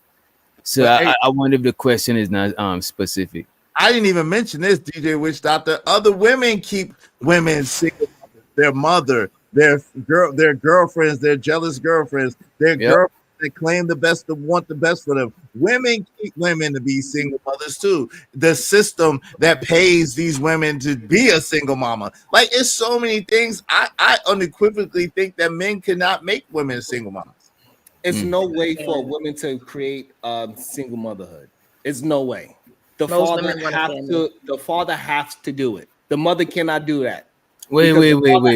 Father absolutely has the right to be a part of that child's life if he wants to be. So we talking about single. We talking about people. We talking about women that had a child. We are way past Plan Bs. We are way past about baby deletion. So that is not even part of the conversation. Not even a little bit. So we could just negate that conversation altogether. We're talking about people that have children, right? So once the woman has the children, she cannot make herself a single mom unless she goes out and find a way to delete that man. Is there some women out there that's willing to do that? It is some women. Wait. The only way a woman can make herself a single mom is by deleting the father.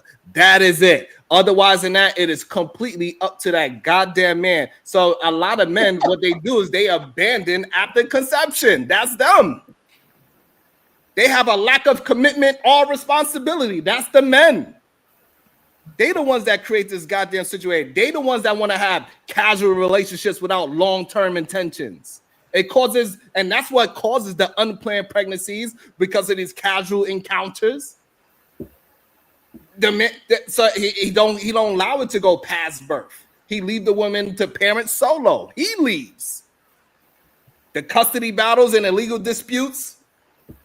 Go ahead and get on your business. But they say most marriages, but why are most divorces that they say most divorces are initiated by women? How come, Sharon?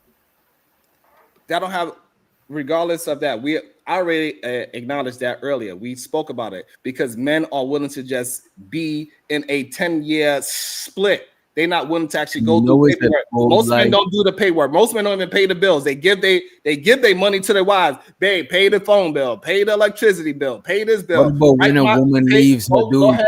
Go ahead and do my doctor's note. Go ahead and call the doctor and set up an appointment. They use the woman to do all the clinical work. This is just what it is. So therefore, she's going to have to be the one that's going to do the goddamn divorcing papers as well. It's just a part of the game.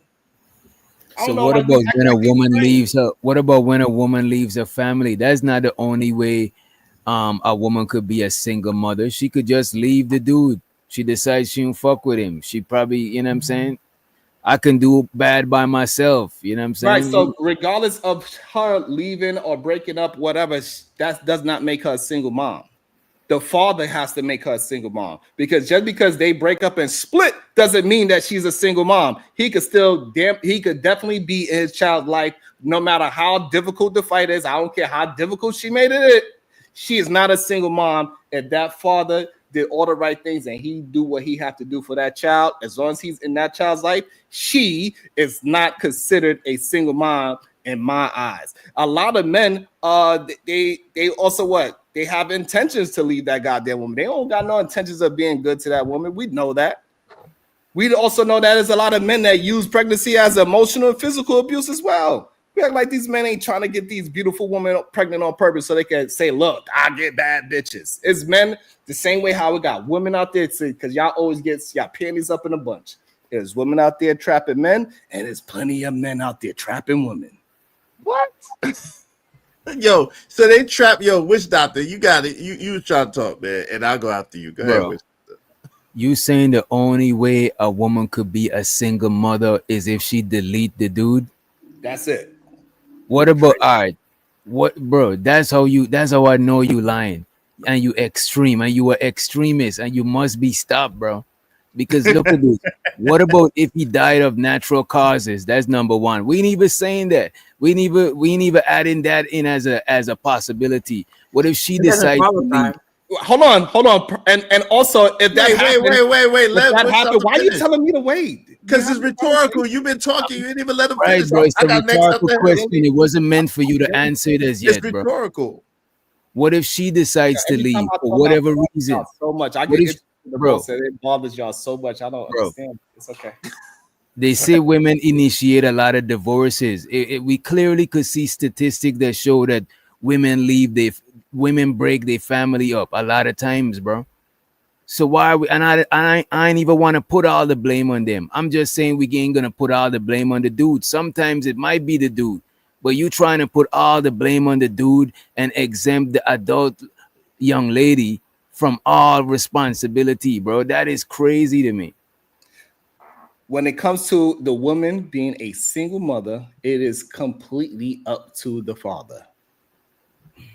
Absolutely not. So wait. So if a man can't tell a woman where or when to have a baby, if a man can't stop a woman from divorcing him or filing the divorce, if a man can't stop a woman for just leaving the house and leaving him, if a man can't stop a woman from putting that child in the fire station or giving that baby up for adoption, there's no way that a woman being a single mother could possibly be on the man. He don't have that control over her to make her a single mother or not. He doesn't. So again, for some reason, I guess maybe y'all don't understand what a single mother is. I guess y'all mean that. So as long as the woman is not in a relationship with the father, that means she's single. That's not my definition of single. Maybe we just have two different definitions of single. You got your own definitions? That is crazy. Clearly, because just because two people are broke up in a relationship doesn't mean that she's a single mom. Because if the father is in her life or in the child's life, she is not a single mom. Well, to me, bro, what are you talking about, bro? That means a single mother is a woman that is doing it alone. She don't have no father to back her up. That's what it means. It doesn't mean single in relationships. Single moms mean it is no father present. No, it doesn't. Societal wise, no, it doesn't. Single mom. Okay, so single mom means you're a mother and you single. No, right, you don't have a right. Hold on. Why society said it? Hold on, real quick. by societal standards, by the child support standards, a single mom is a mom that doesn't have the father in the household and is not in a relationship with the father. That's a single mother. Period. Now we're gonna try Even to if act the like that's dad not the comes and definition. sees him on a regular basis, and she's She's still a single mom. By She's single. societal standards, she's still single. she's single according to society. It's just like if you go Yes. apply for something, and just because you're legally not married, even if you've been in a relationship for 5 years, you still got to mark single. Like that's societally based. But look at A this. single We do mom it. We is doing it, or a but you single dad see, is doing it all by themselves. That's just my this is opinion. not consistent, LA. Because earlier, With Sharon, what? he Oh, only with Sharon? qualifying Oh, he's only qualifying relationship. He only qualifying marriages. He wasn't even trying to qualify relationship. So now we not going by we going by our own definitions now. Or we're no, what single I'm mom. listening to what you guys are saying, and you're saying just because she is technically single, meaning that she's not in a relationship, that's going by society. If the But father that's is going by the no, but English language.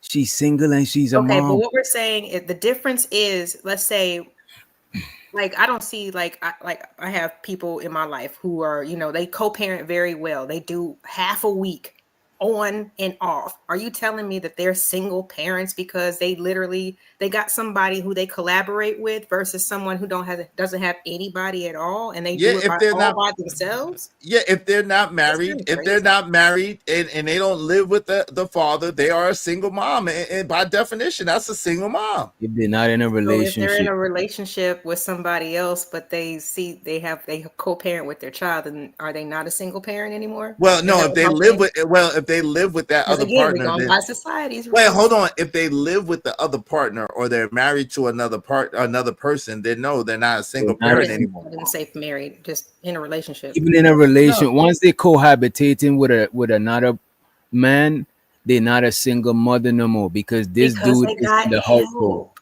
No, because they're They in the have to same be living household. here. That's what you're Yes, saying. Yeah, yes, Mm. they yes. gotta be serious. What if she just dating for fun and she just messing around with different? She probably got a roster. She's still a single mother if she got a roster. No, But if because she's every in a Tuesday, serious committed relationship where the dude is like a father figure in the home, she's not a single mother no no, that more. means Okay, that every Tuesday, Wednesday, can I Thursday, stop the nonsense now? she's Let me stop the not nonsense now. responsible for her child. Hold on, Why let me LA stop. can't speak? Mom. What What you is mean? going on? What you mean? I'm not letting LA speak. You feel like You not letting her speak, bro. Y'all could see. you Y'all can't be see. serious that I just I'm want to make one last point. Go ahead, LA. Come on, No, bro. that's you're basically saying like, okay, that but even if she was dating for sport, that means every Tuesday, Wednesday, Thursday, their child is not even in the house because they with their dad every week. You know what I'm saying? That's not a single mom. Like, That you know what is I'm a saying? single mom. Oh That's No, my it's definitely a not. single mom. Yes, it is. Okay. That's I'm absolutely worried a Right. about. single mom. A single mom, in my opinion, got them pretty much 24/7 unless she pays somebody to watch No, them. but most women don't have their children 24/7 if they're working because then they have to earn money to support. Yo, shout out to They Slimmy. go Thank to you for the what? $9.99. Slimmy said, "To my God, I see what's going on now. LOL, keep grinding, y'all." Shout out to Slimmy. Y'all be like Slimmy and support the show, support the stream. Now, I mean, dope discussions deserve those donations. Compensation for the conversation. Let's do good business. If you want your comments highlighted in red, make sure you do it through Super Chat or through the Cash App, y'all, because we're simulcasted. So all four of us are simulcasted. So make sure you do it through the Super Chat or through the Cash App. But yeah, that's a single mom, absolutely. I Well, yeah. appreciate you, Slimmy. Oh. Yeah, you got it. You got it. My bad. My bad. Go No, I ahead. was going to say, like, that is a good point. I mean, there are some people who are in marriages, but because of their involvement with the kids, they feel like they are single parents. What do you say to that? Even They're though they not single live parents. with the person Not a and single they're parent. married, but their involvement with the children is way more than the father, and they feel like they are a single parent. But LA, you gotta be single to be a single parent, and you gotta be a parent. You gotta be a All right, Sean. single, and you gotta be a parent. You know what I'm saying? And when you put them together, you got single parent. You know what Boo. I'm saying? Sharon, I'm gonna let you get in there. And I You didn't feel gotta do over it. talked. You're fine. Go ahead, Cook. Go ahead, Sharon. when you say a single mom, it's in relation to the child, not to the goddamn grown-ups that's there. That's what it means. That's why it's co-parent. If you're not co-parenting and the other parent is not there, then you be a single version of whatever that parent is. So you'll be a single mom if that father and you cannot co-parent. You'll be a single dad if you and that mom, she left and she don't want to co-parent. That's what it means. Y'all got to stop being so stupid just to have an argument. Whoa, wait. So you call us stupid. You call us stupid, but the crazy thing is, tell that to the child support office because they don't go according to your definition. Tell that to the goddamn family court because they don't go according to your definition. On any paperwork, if you're not married and you're not cohabitating, then you're freaking single. That's the point. And you're gonna call us stupid, and what you just said has no merit at all. It's not even based in anything real, it's just based in your feelings. It's not based on my feelings because you're saying somebody that's co-parenting. If both parties is co-parenting, they're not in any kind of relationship. Both of them are single parents. They are no, not they both. The custodial parent is the one that the kid lives with the most. 5149 is considered the single parent because they have the child the majority of the time. If there's no husband present, if there's no live-in situation present, then they are a single parent. No matter what relation they're doing to the child, they're single parent. So the problem is that if you're not married, you are single. That's why your comment doesn't make sense. That they are referencing off a relationship. The singleness is in reference to the child. That the child only has a single parent. It has a single parent. No. A single parent. The parent part pertains to the child. The single part pertains to your relationship. If you're single and you're a parent and you put those together, you got single parent. So therefore, with that logic, if I'm with a woman and me and her is not married, she's a single mom. If you don't live in the house, yes. That is no, she is. But she's every standard. She can get food stamps because they ain't gonna count your. She can get food stamps. She can get government assistance. She can get everything she needs because you don't cohabitate with her and you're not married to her. So she's considered a single mother. Yes, you can live there. It's income based. The dude can live there, and you still. But I'm just saying. But I'm saying in that particular case.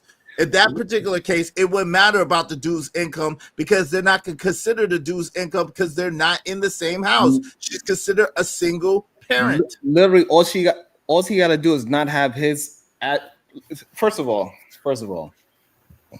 this whole idea that you can't live there it doesn't matter if he lived there or not.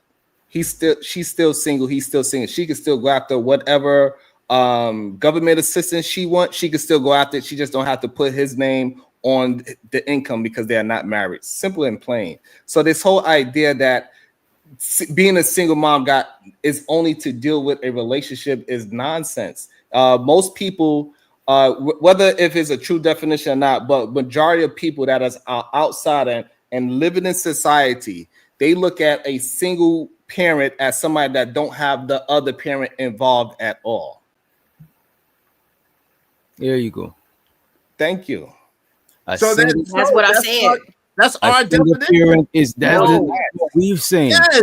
No, it's not what you're saying. That's not what you're saying. No, it's not. Don't in the home. You're forgetting the last part. In the home.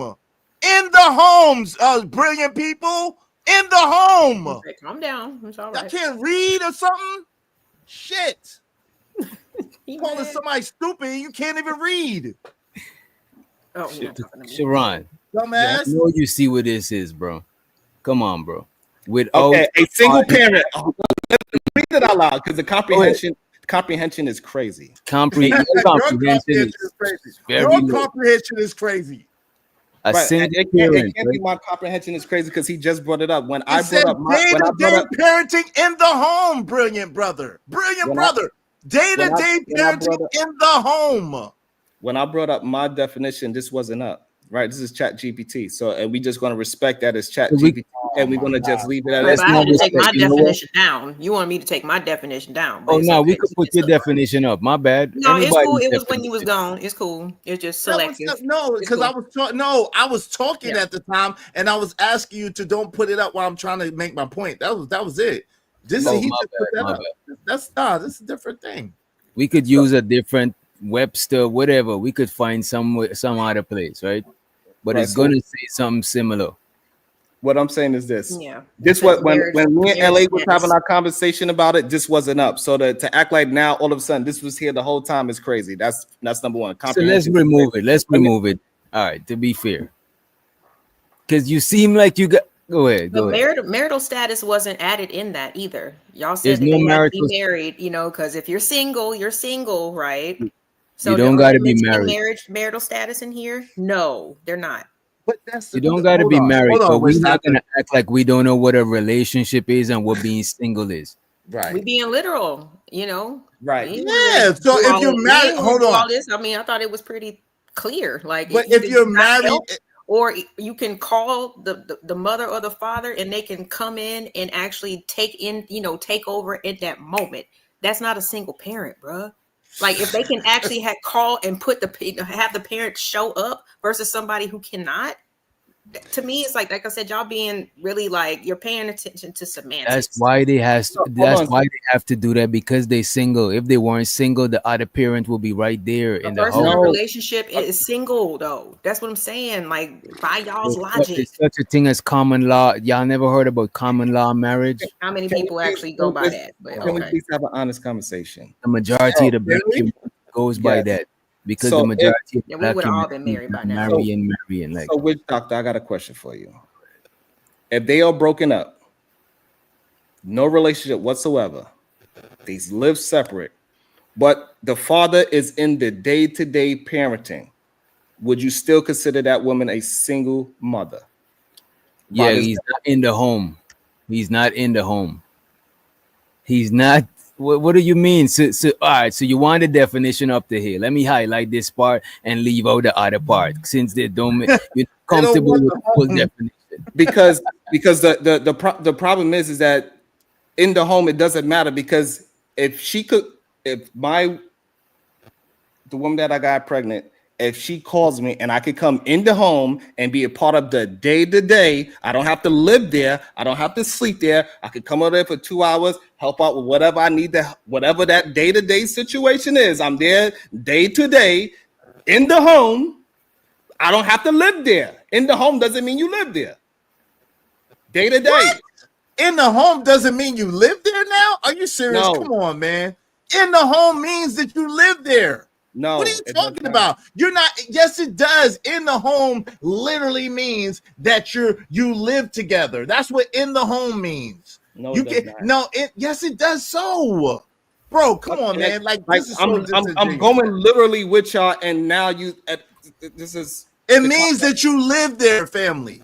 You can So- take it down, DJ Wisdom. so this is so the comprehension is wild to me. Yo, fam, the fact that you're trying to make it seem like we're slow and you can't grasp basic English and basic definitions is wild to me. You trying to call us stupid and we can't comprehend, and you're the one that don't know what you're talking about. That's the crazy thing. You're the one that's wrong. Not about what we just read. What? Because Yo, you're saying that because this is what you're saying, that if the father's in his child like day to day, but he don't live there, she is still a single mom. Yes, by That is every the- metric, and yes. that is- right. And to me, that is the stupidest shit I ever That's heard in my to life. you, because you're backwards. Okay? That's to you. That's what I just said. That's what I just said. You don't have to reiterate what I'm saying. But to every other To me, metric, we're right I'm- and you're wrong. To me, Every that's other metric.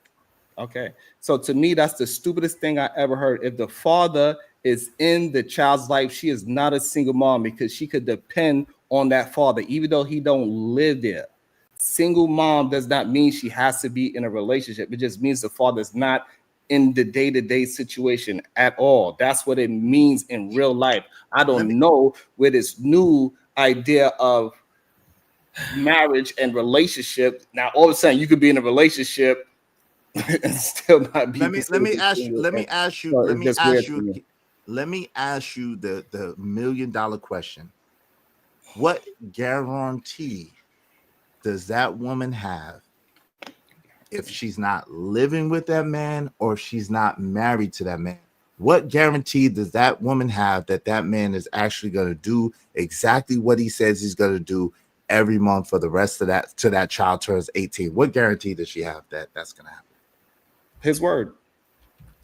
And how many times do women take men at their word nowadays? If he's a strong, good man, a lot of them do. Most black women don't even put their man on child support. That's another statistic you could go and look up. Yeah, black men are on child support the least out of every other race. But so now all of a sudden, so hold on real quick, because you're going away from my question. So now I asked you a question, you're going away from it, so I want you to stick to it. So now all of a sudden, black women trust black men to do what they say they're gonna do. Now all of a sudden, the majority of black women trust the majority of black men. Is this what you're telling me? Yes, this is what you're telling me. That's why they don't send.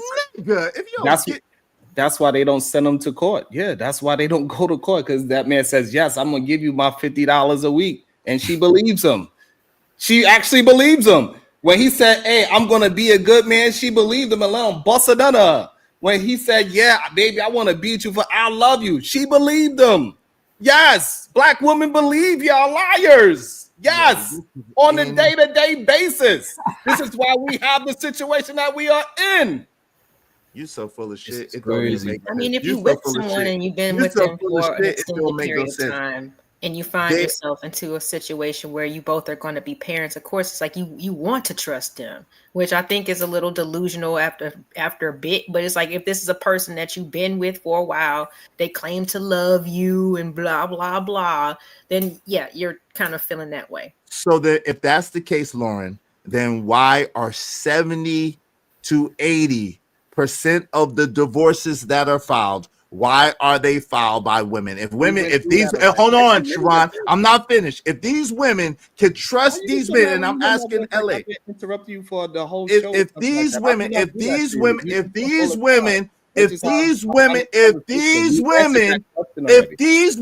as are trusting these men like that, and trusting that they're going to do what they say they're going to do, and they're going to be a man of their word, why are they leaving them at these disproportionate rates?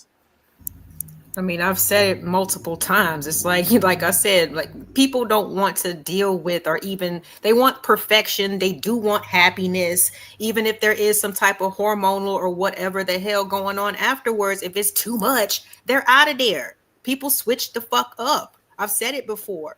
You know what I'm saying? And that's the reason. I mean, you finally did ask a good question. Why are they leaving? And that should be looked into, because that's the operative, like, that's the whole, we can't just talk about the symptoms if we don't want to look at the root cause. The reason, or the question of asking why, is very important, and that's what needs to be highlighted. Because they don't trust the men. It's that simple. I mean, that's what it boils down to. They no longer trust that man. Switching up doesn't happen. No longer, what I just said doesn't matter. Well, no, but they don't trust because he switched up. That you brought up because he's okay. So postpartum and all that. So appreciate the alley oop, but we can't forget about the assist. Because he switched up. They no longer trust him because they no longer can trust him. Let's put it all on the man again, and let's make you feel good, and let's say that they no longer could trust him because the man is no longer trustworthy. Either way, they don't trust these men, like Sharon's illusion, imaginary, fake-ass world that he's talking about. He calling people stupid, and we can't comprehend, but he can't even read a motherfucking damn thing that's right in front of his face that says "in the home." All right. Well, I'm not responsible for other people's words, but I mean, like I said, I'm a very active listener, you know. So especially if you bring up something, I will take that in consideration. Again, like with the postpartum, appreciate that. You know what I'm saying? Like all those things, because there's a lot of nuances that need to be considered, whether it be from man's side or woman's side. You know, priorities, they need to be reevaluated. You know what I'm saying? And once you become involved in a situation that is adult status, people need to grow the fuck up. On both sides, they need to stop thinking about themselves and how they feel. You got a child in the world now. Man up, woman up. That's the end. We can have a better outcome if that was the case, instead of, oh, well, this person made it so unbearable. It did. Man, you chose this person. And this might just be a spell or a moment in time. So obviously can't nobody commit to nothing. The Nobody men needs to aren't be having leaving. children. We said the men aren't leaving. The women are the ones mostly leaving. The men aren't leaving. But they check out emotionally and mentally way before anybody even files or initiates a separation. And we went over that as well. Like they're there though. They stay. They stay. I'm sorry. They're there. If you're don't- in it, you can't win it if you're not in it. If you leave, you can't fix it. If you're still there, there's a possibility that it could get fixed. It's just broken. That means it could get fixed. It's not totally, it's irreplaceable damage when you leave it. But when you're still in it, even if you're emotionally not there, which most men are not emotionally there anyway, they can fix it. They have something to work towards. When you just leave it and just let it hang, there's nothing that you can work with because there's nothing there. Do you think that it's important about the dynamics of the mother and father, or just the presence of a mother and father for the children? Do you think that I'm sorry, go ahead. Do you want to answer, or is it rhetorical? Yeah, I just wasn't sure. No, I do want to answer. I just wasn't sure if I said it clear enough. Now, I understood what you're asking me. You're asking me, do I think that the presence, just the mere presence of a mother and father, is enough to raise children, or does it need a quality relationship between the mother and the father for the sake of the children, right?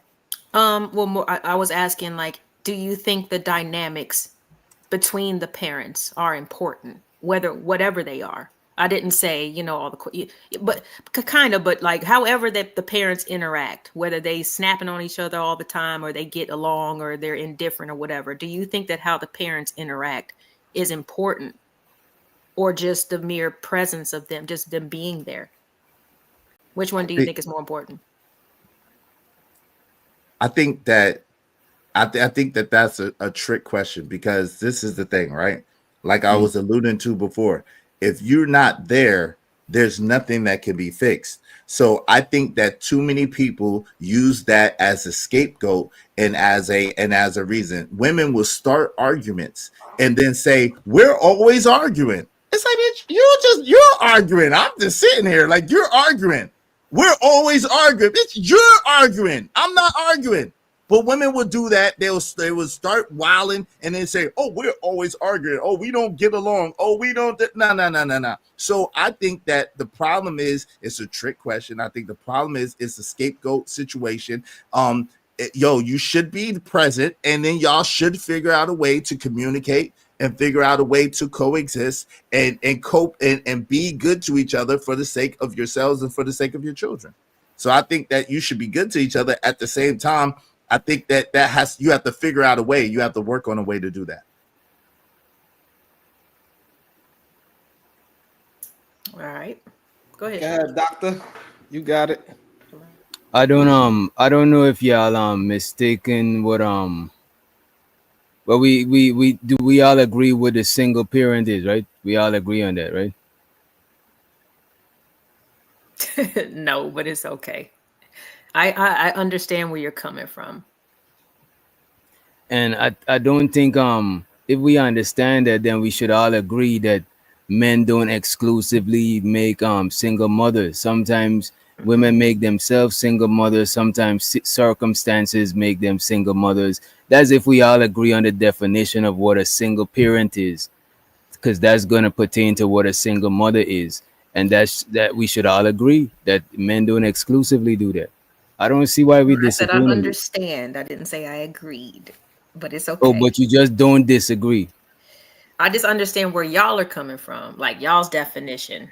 Because like I said, I know English, so I understand your definition. I just don't agree. At least you got more understanding than Sharon, because Sharon, I don't know. Go ahead, Sharon. I think you muted. Read the super chat. Said, we got 3 super chats recently came in. Let's read that and So the Kazim in the house, he said, when you talk about creating single mothers, you're usually referring to men who don't take responsibilities, whereas when women leave relationships with children, they're typically taking on the responsibilities. Shouts out to Kasim. That song's good, Kazim. That song's good. That is well put Makes together, but sense. unfortunately, you know what I'm saying? That is, you know what I mean? That is It some makes BS, sir. I sense. appreciate you for the $20 holler. And also, so the Andre Brown, aka New World Order, he said, I have to put on my rubber boots when Sharon gets on a panel because the bullshit gets thick. You know what I'm saying? That is crazy. So to you. Appreciate you, bro. Also, we got Living Humbly. He said, even though my brain is fried after some of this logic, great stream, salute, Easy Sharon, Witch Doctor, and LA Project, right? Salute, living humbly. Appreciate your family. Salute to you.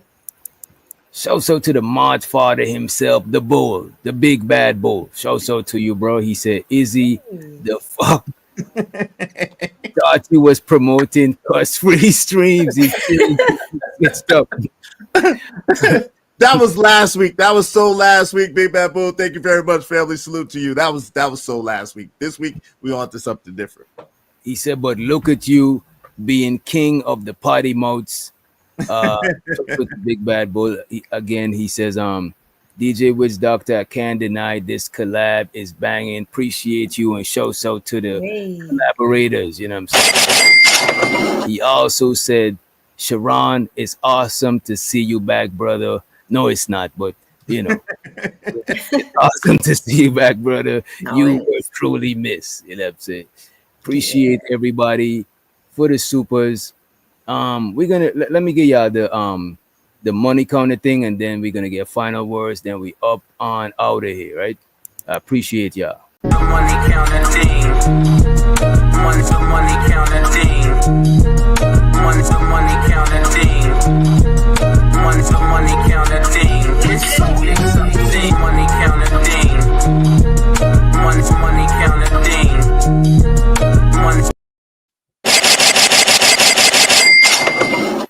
Any final words, fellas? Yeah, you got one more super chat. So to the Brody Marcus Evans. He said, "What up, brother Mills and DJ Witch Doctor?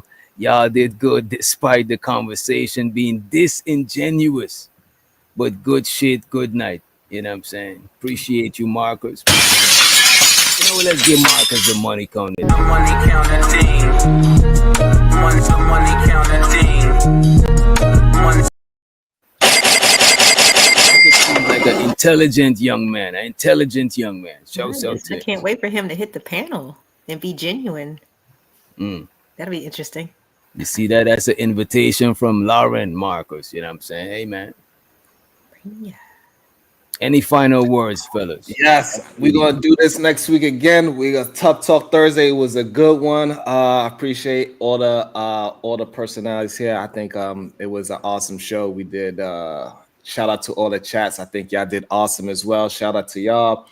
As long as y'all keep on doing what y'all do, we're gonna keep doing what we do. Let's keep on building, getting stronger and better together. Let's start sharing it out more.